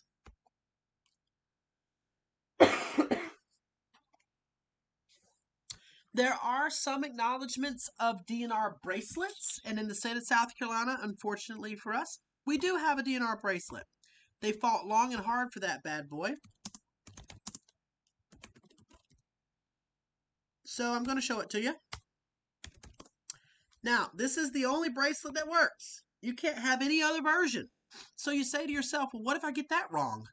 What if I acknowledge a South Carolina do not resuscitate bracelet and they made it up and it wasn't real? Well, you would have acted in good faith. You didn't do anything wrong. It might have been wrong, but you acted in good faith. And that counts. You're not supposed to be an attorney. You're supposed to have made a decision to the best of your abilities with the information presented to you in that moment. So if the family says, yeah, he's got stage 4 cancer, and they go into this dissertation about how this patient has the right to a DNR order, and you have this bracelet on their hand, and you acknowledge it, and then at the end of all that, it turns out they were lying, and there is no DNR, you can't be held liable for that. You acted in good faith. You're not supposed to be an attorney. Now, those people might be liable for it. There's investigation work and deliberation to be made about their decisions, but not of yours. You would be protected. Bracelets come in lots of versions: diabetes, epilepsy, heart conditions. It's always important, especially if a patient is unconscious, to look for these medical conditions identifying factors like bracelets and wallet cards. Keep that in mind. Your scope of practice is a legal standard for what you can do. What can you do? Well, in the state of South Carolina, the scope of practice for EMTs is very clearly defined. Let me show you. Go to SCEMT skills list, and boom, that bad boy will pop right up for you. And there, ladies and gentlemen, is your scope of practice. Everything that has an X on it in the EMT world is your scope of practice. So if they tell you that's not the EMT scope, you can go right here for your very own self and see if they're full of crap or not. I find, especially in paramedics, that people like to answer a lot of questions that they have no freaking idea what they're talking about. So if you were following my instructions, I'd tell you go look for yourself. Go see what your scope of practice is. Let me give you an example of places where people don't know what EMTs can do in our state. An EMT can put a patient on a ventilator. What? Here it is. X mark, ventilator, automated. What does that mean? If the patient has a home vent, you can transport them on it as long as you don't got to touch it. Oh, look, it says a transport ventilator on a biad. That's right. You could transport a patient who has an airway in on a ventilator. Now, do I recommend you doing that without training? No, but it's within your scope. Here's another good one that people like to say. EMTs can't do 12 leads. Well, looky here. 12 lead placement, capture, and transmission. EMT. What does that mean? You can put it on. You can take the picture. You can send it to the medic, or you can send it to the hospital. Why do we want that to happen? Because the earliest point at which we recognize the patient is experiencing a heart attack, the more likely they are to receive the appropriate care. So then we put that in your toolbox. Look over on here. Let's keep going. This is fun. All the stuff that people don't know EMTs can do. Let's go up to CPAP and BiPAP. That'll get people's gears a-turning. Oh, look. CPAP and BiPAP. That's an EMT skill. That's right. At Berkeley County, that big high-dollar ventilator called the Zoll AAV ventilator, you can run it. You should be able to run that vent because that is an EMT skill. CPAP and BiPAP. We're going to learn a lot about CPAP in this class. Maybe not so much about BiPAP because it's up and coming for the EMT world, but it will come your way eventually once the medics learn it, because God knows they still have room to go. But eventually, this will be your domain. CPAP for sure is your domain. So when we talk about using the ventilator for patients who are conscious and have fluid on their lungs, That's you. And a lot of medics don't know that. They don't know that that's your skill, your scope of practice. So if you want to know your scope of practice, go look for yourself. Make sure you are familiar with the ways in which you can find your scope of practice within your agency, within the state, and within the National Registry. If you guys look at the handbook I gave you, there is a section in there for the National Registry scope of practice for EMTs. You guys have available to you multiple methods of understanding what your scope of practice is as an EMT. EMTs are going to execute that scope of practice via two methods: online medical direction and offline medical direction. Most of it will be offline medical direction, which are your guidelines, standing orders, and protocols. Those are all about the same thing.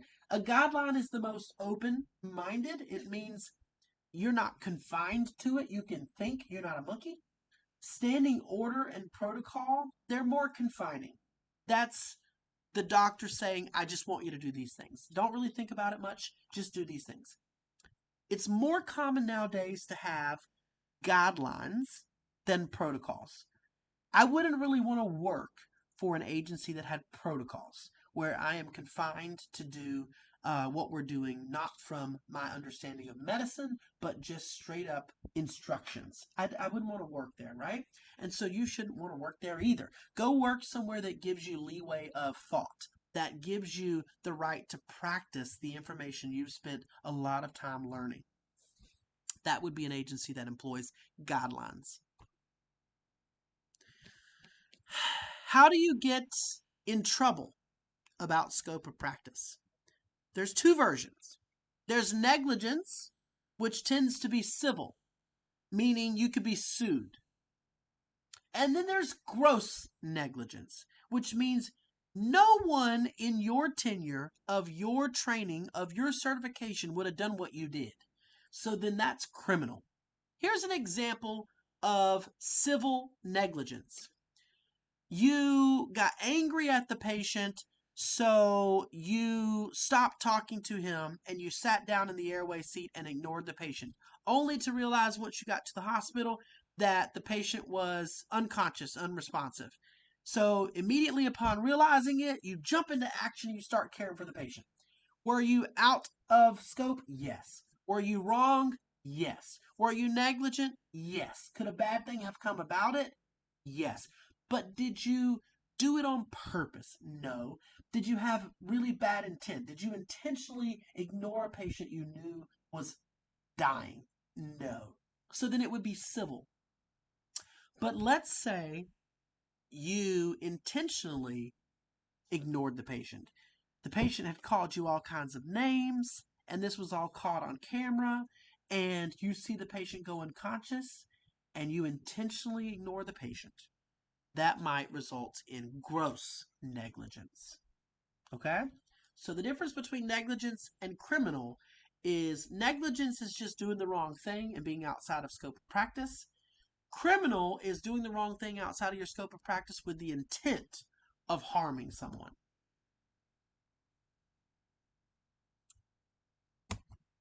The standard of care is what people in your tenure of your certification would have done.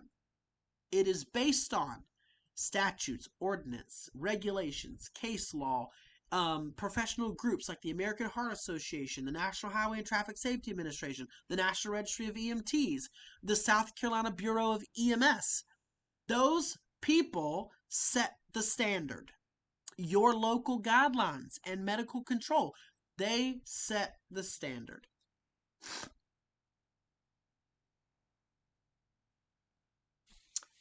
So, to breach duty to act, this is a test question. You need 4 ingredients.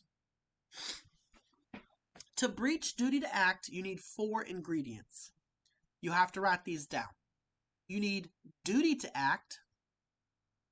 You breach the duty to act. Cause harm. And the harm is proximate. Proximate means close to. So approximate harm means Yes, there was harm caused, and it was directly because of the breach of a duty to act. So let me give you an example of a call that sounds like it might be negligence, but it's not. We go to a cardiac arrest patient and we work the patient. We're doing CPR and we're doing all the things that we can do, and we turn on our AED and it dies. Okay, so we get another battery and we turn it back on and we get it working. And so we work the patient and we do the best that we can, but they don't survive.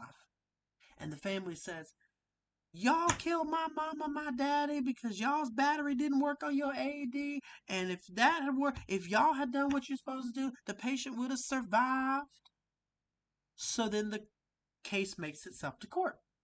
And they say, did these providers have a duty to act? Well, yeah, they were on duty as official EMS providers, so they had a duty to act. Okay. Did they breach their duty to act? Arguably, they should have known the battery was dead in the AD, so let's just say they did. Okay, let's just say they did. Was there harm caused? Well, a patient who's dead does seem like harm was caused. Okay, so we're going to say, yes, harm was caused. The patient was not resuscitated. The patient is dead, so then harm is caused. Is the harm proximate? You could not prove that the AED having a dead battery and not being recognized as being a dead battery could have saved the patient. It would be very difficult to prove that a patient who was already in cardiac arrest, who was already dead, that the reason they died was because of those EMS workers. It would be very difficult to prove that. And so it would not likely amount to negligence. It's actually quite difficult to prove legal negligence because you need all four components: a duty to act, a breach of duty to act, harm caused by that breach, and that the harm is proximate. The outcome that was negative was the direct result of the breach of duty. It's pretty difficult to prove that. So, when you can, those cases tend to be pretty big. They tend to be case law. We tend to look at them pretty aggressively. So let's define what duty to act is. Duty to act means that you are on duty. Were you expected to respond to a call? It does not have any regard to whether you're paid. It doesn't have any regard to your employment financial status. It has to do with, were you expected by the community that you're serving to be on duty in a response capacity? So let me tell you when you don't have a duty to act. You're riding around in your 4Runner, and the back of your 4Runner says, I'm an EMT, and your license plate is a South Carolina EMS license plate, and you've got this thing all kinds of lit up with the fact that you are an EMT. Well, congratulations. So you see an accident occur on the side of the road, and you decide, I'm late for church, I ain't stopping. And you go on, and someone says, that was an EMT, they should have helped. You have no duty to act. You were not on duty. If you're not on duty, you don't have a duty to act in most cases. Now, if you're driving a car that says Central Berkeley Fire Department on the side of it, paramedic on board, ALS care, this SUV is equipped to save every life it comes across, well, then the public has a general expectation that that person, having driven a tax-funded vehicle, would be in a duty to act. So then it would apply differently. But simply being an EMT does not make you a duty to act. Simply being a paramedic, no duty to act. Simply being a firefighter, no duty to act. You have to be in an on-duty capacity. So what did the state of South Carolina do? The state of South Carolina said, this is a little gray. So we want every single department to write a policy for duty to act. Every single agency in South Carolina that holds an EMS license was required to write a policy that says when you are and when you aren't on duty with a duty to act. So if you're wondering, what are the rules for your duty to act? You have a policy for that in your agency. Go ask to see it. Go ask to look at your duty to act policy. Again, only required by agencies that hold a South Carolina Bureau of EMS license. They have to have a duty to act policy. So, if you're on duty, you have a duty to act. Even if you're not paid, even if you were a volunteer on duty, you are on duty, so you have a duty to act. If you have questions about that, let me know. Here's your negligence claim.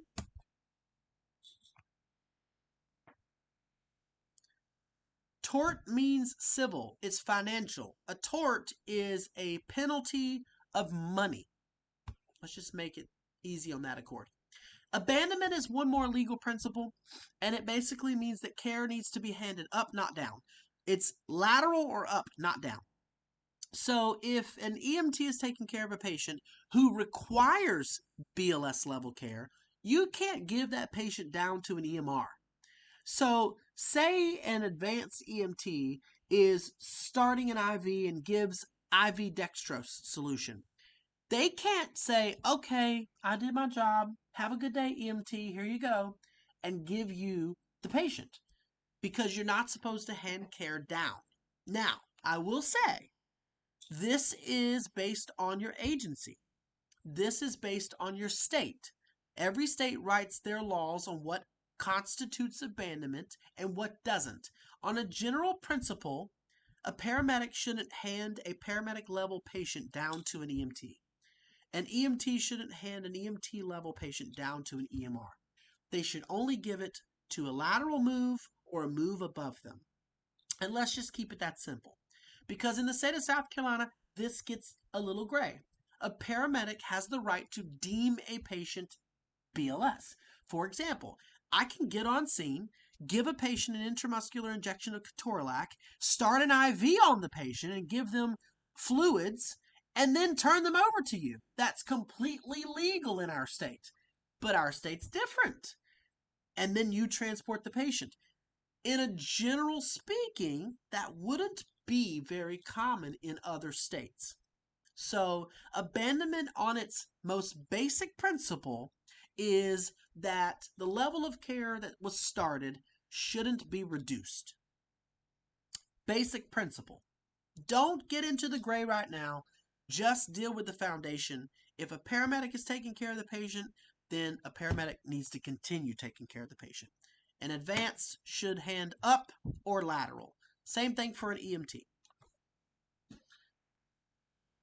If you make someone fearful of doing something that was illegal, you've assaulted them. Ma'am, if you don't come with me, we're going to take you. If you don't have the legal right to do that, you have just assaulted the patient. I hate to say this for my law enforcement officers in the room, but police officers do this all the time. Here is the most common assaultive phrase that comes out of the mouth of police officers. If you don't go with them, you're going with me. If you didn't have the legal probable cause to arrest the patient, you just assaulted them. We have no right to make a patient in fear of any harm to do what we want them to do without the legal right to have done so. It is considered assault to make a patient in fear of not coming with EMS unless we have the right to make them come with EMS. If you do not have the patient on implied consent, you cannot utter the words, "You're coming with them" or "You're coming with me." That is considered assault. And in our state, it could be punished in the legal system. Battery is if you physically acted upon what you just said to the patient. If you then forcefully touched the patient without legal right to do so, you have now battered the patient. So assault is verbal and fearful driven.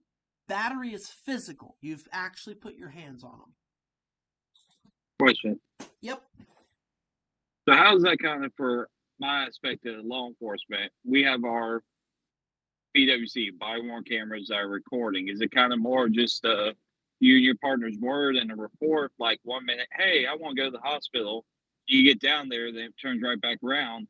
Oh, I never wanted to go. They took me without. How's that kind of work for y'all side EMS? Yeah, so we would have to defend ourselves as two people, partners, and so we don't wear body worn cameras, obviously, and so that does happen occasionally. However, the burden of proof is on the claimant, right? I mean, so they've got to be able to. They can't just make a claim. There has to be proof, right? You have to have probable cause. And so you don't really get into what if scenarios. If a patient were to make a claim of such, they have the burden of proof. They'd have to provide probable cause.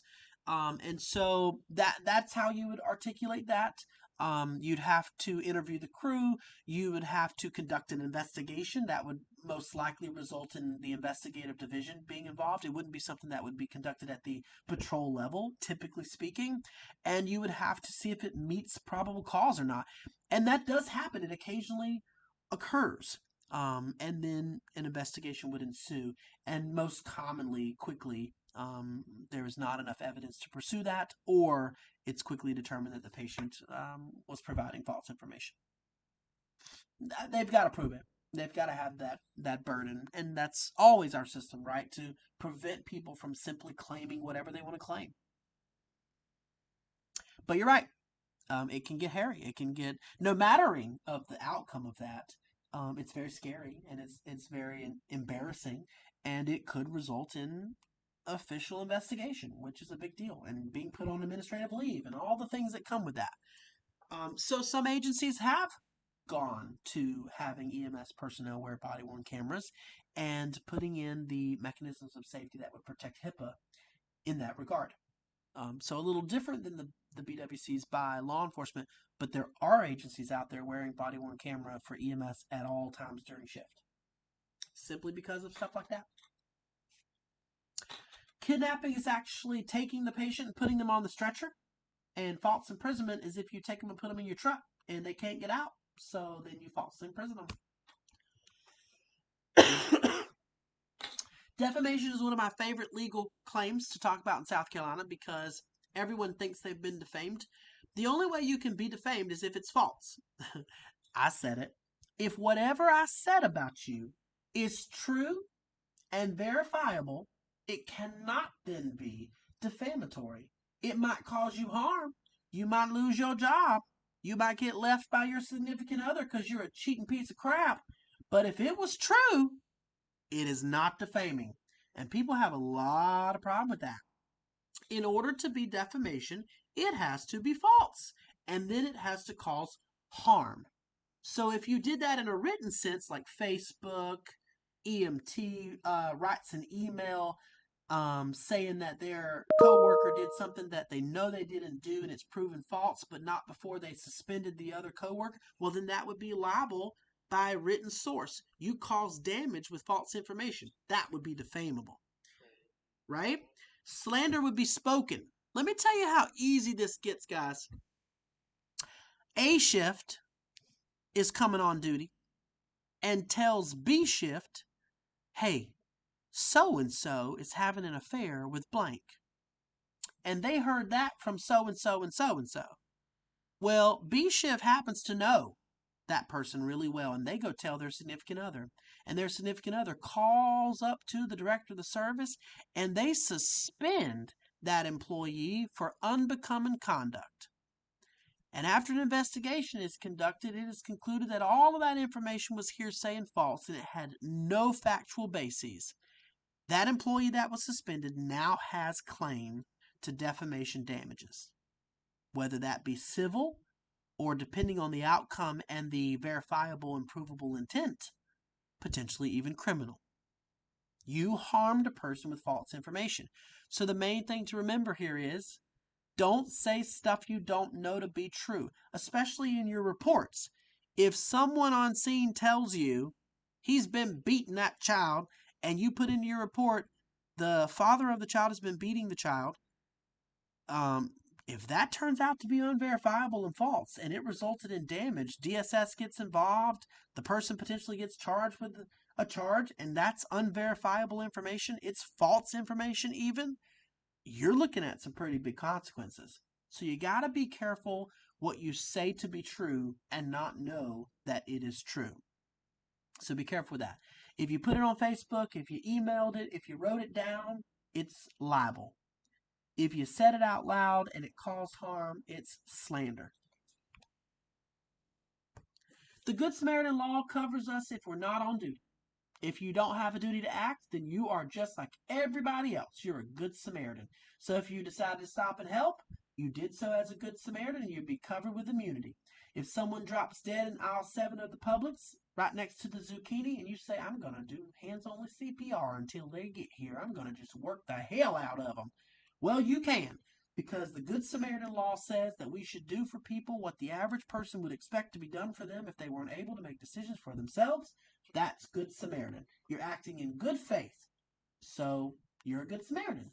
Now, if they're not breathing, so you bust out a ballpoint pen and you pop a hole in their throat because you saw it on Grey's Anatomy last night, that is far outside of good faith, and you would be liable for civil or criminal damages.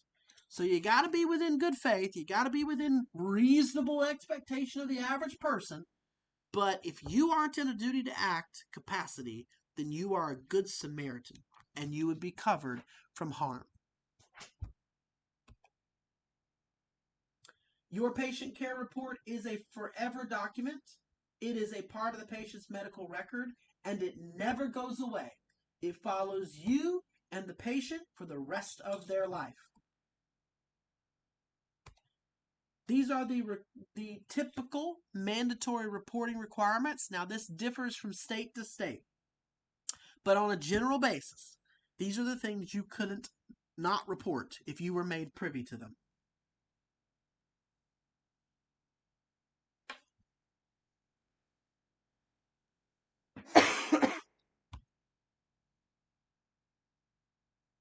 All right, I'll let you read the difference between ethics. You do need to know the difference between witness, defendant, plaintiff.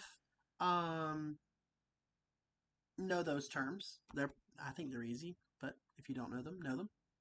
Civil versus criminal, know that. Plaintiff versus defendant, definitely know that. Statute of limitations means that things expire. You can't go back endless amounts of time and prosecute something depending what it is. Now, typically things of violence don't expire. Sometimes they do. Depends on what state it is. You'd be surprised the crazy stuff that has a statute of limitation. But in most cases, especially in the civil world where money is involved, there is statute of limitations. You can't go back forever and sue for something. It's got to be within a good time frame to make it relevant. Governmental immunity is what we operate under. Police officers, firefighters, and EMS professionals do enjoy some amount of protective immunity. That differs from state to state to state, and some states don't have it at all. They've removed it even in some states. But typically speaking, what we do is on behalf of the public. We do it in good faith. And so we're doing the best with what we have, basically, is the principle. And so then people shouldn't lose their livelihoods from doing the best they can with what they have. And that's how governmental immunity came about. The government is doing the best they can for you with the best that they have for you. That's the general idea. I'm not going to get into the reality of that, but that's the general idea of immunity, and EMS typically enjoys some amount of immunity when not acting in gross negligence.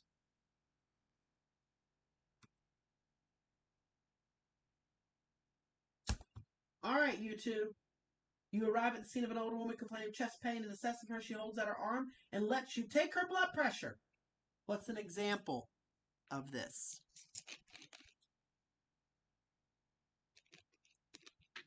Implied consent. Implied? She held her arm out. No, expressed. Very good. It's expressed.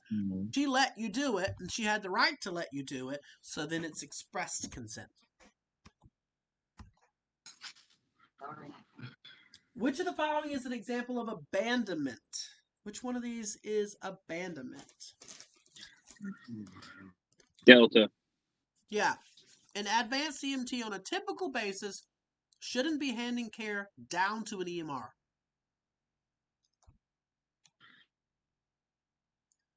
Unauthorized confinement. C. Yeah, false imprisonment. See,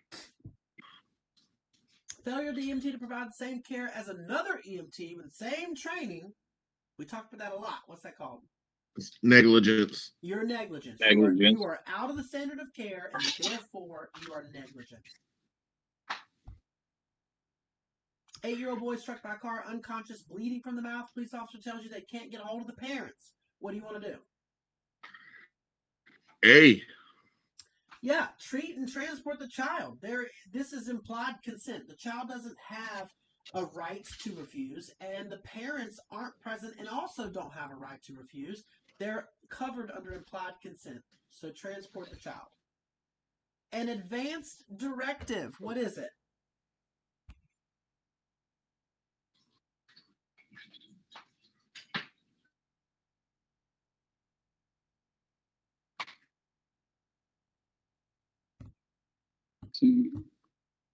Yeah, I agree. Charlie is the best example here. A written document that specifies what you want to be done if you're not able to make those decisions. We know that most advanced directives don't apply to us. A do not resuscitate order is an option of an advanced directive, and it is the one that does apply to us. So, what do you want us to do for you when you're not able to tell us what you want done for you? That's an advanced directive. Which of the following patients is competent and can refuse us?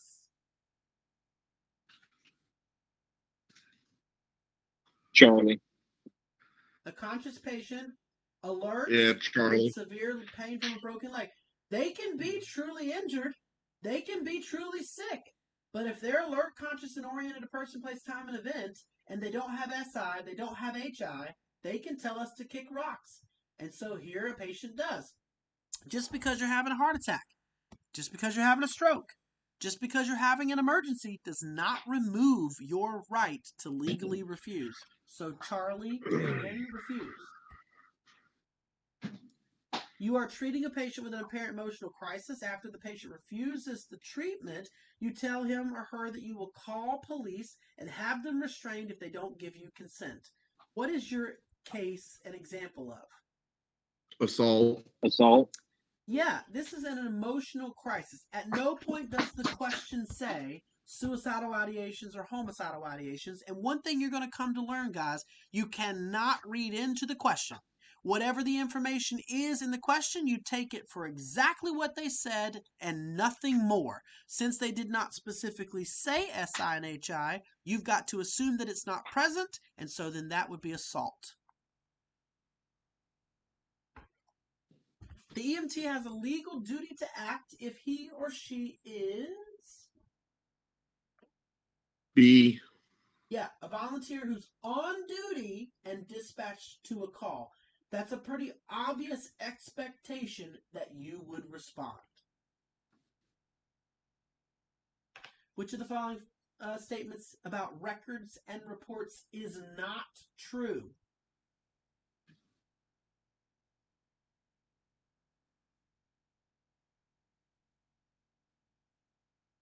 A. That's not true? It's not true. Yeah, I know, right? I hate when they do that. Don't read too fast. Which of these things is false? Which of these things is not true? C. Uh-oh. Let's go through them, okay? Legally, if it was not Oh, damn it, it's documented, B. it was not performed. That is true. If you didn't say it happened, it didn't happen. We say that to people all the time. So you must make sure that your patient care report is thoroughly documented because you can't go back after someone throws the flag on a report and say, but I did that. I just forgot to put it in there. If you didn't say it happened, it didn't happen. So A is true. B, Yeah, a it'd be B. complete and accurate report is an important safeguard against legal problems. That's also true. B is true. A complete and accurate report is an important safeguard against a legal problem. Let's go to Charlie. An incomplete, untidy report is evidence of incomplete and inexpert medicine. That is true. They will use your report to bring in question your character. So Charlie is also true. Delta, your patient care report does not become part of the patient's hospital record because your treatment was provided outside of the hospital. That is false. We said that your patient care report is forever a part of the patient's medical record, and it will follow you and them for the rest of their life. So the answer to number 10 is Delta. Delta is false. Your patient care report is a part of the patient's medical record forever and ever. A is true. If you didn't say it happened, it didn't. B is true. Complete and accurate report helps you in legal trouble. C is true. If your report is untidy and a mess, you look a mess. So A, B, and C are true, and Delta is false. Do you understand why? Yep. Okay.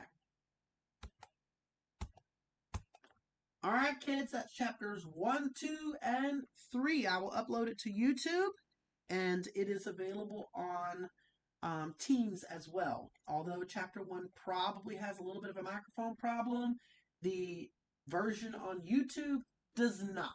So you can go and watch chapter 1. Anything for me before I go? I think that's about No. it. Y'all be good. I'll see you Saturday or Sunday. All right. See you. Bye-bye. You didn't want to ask about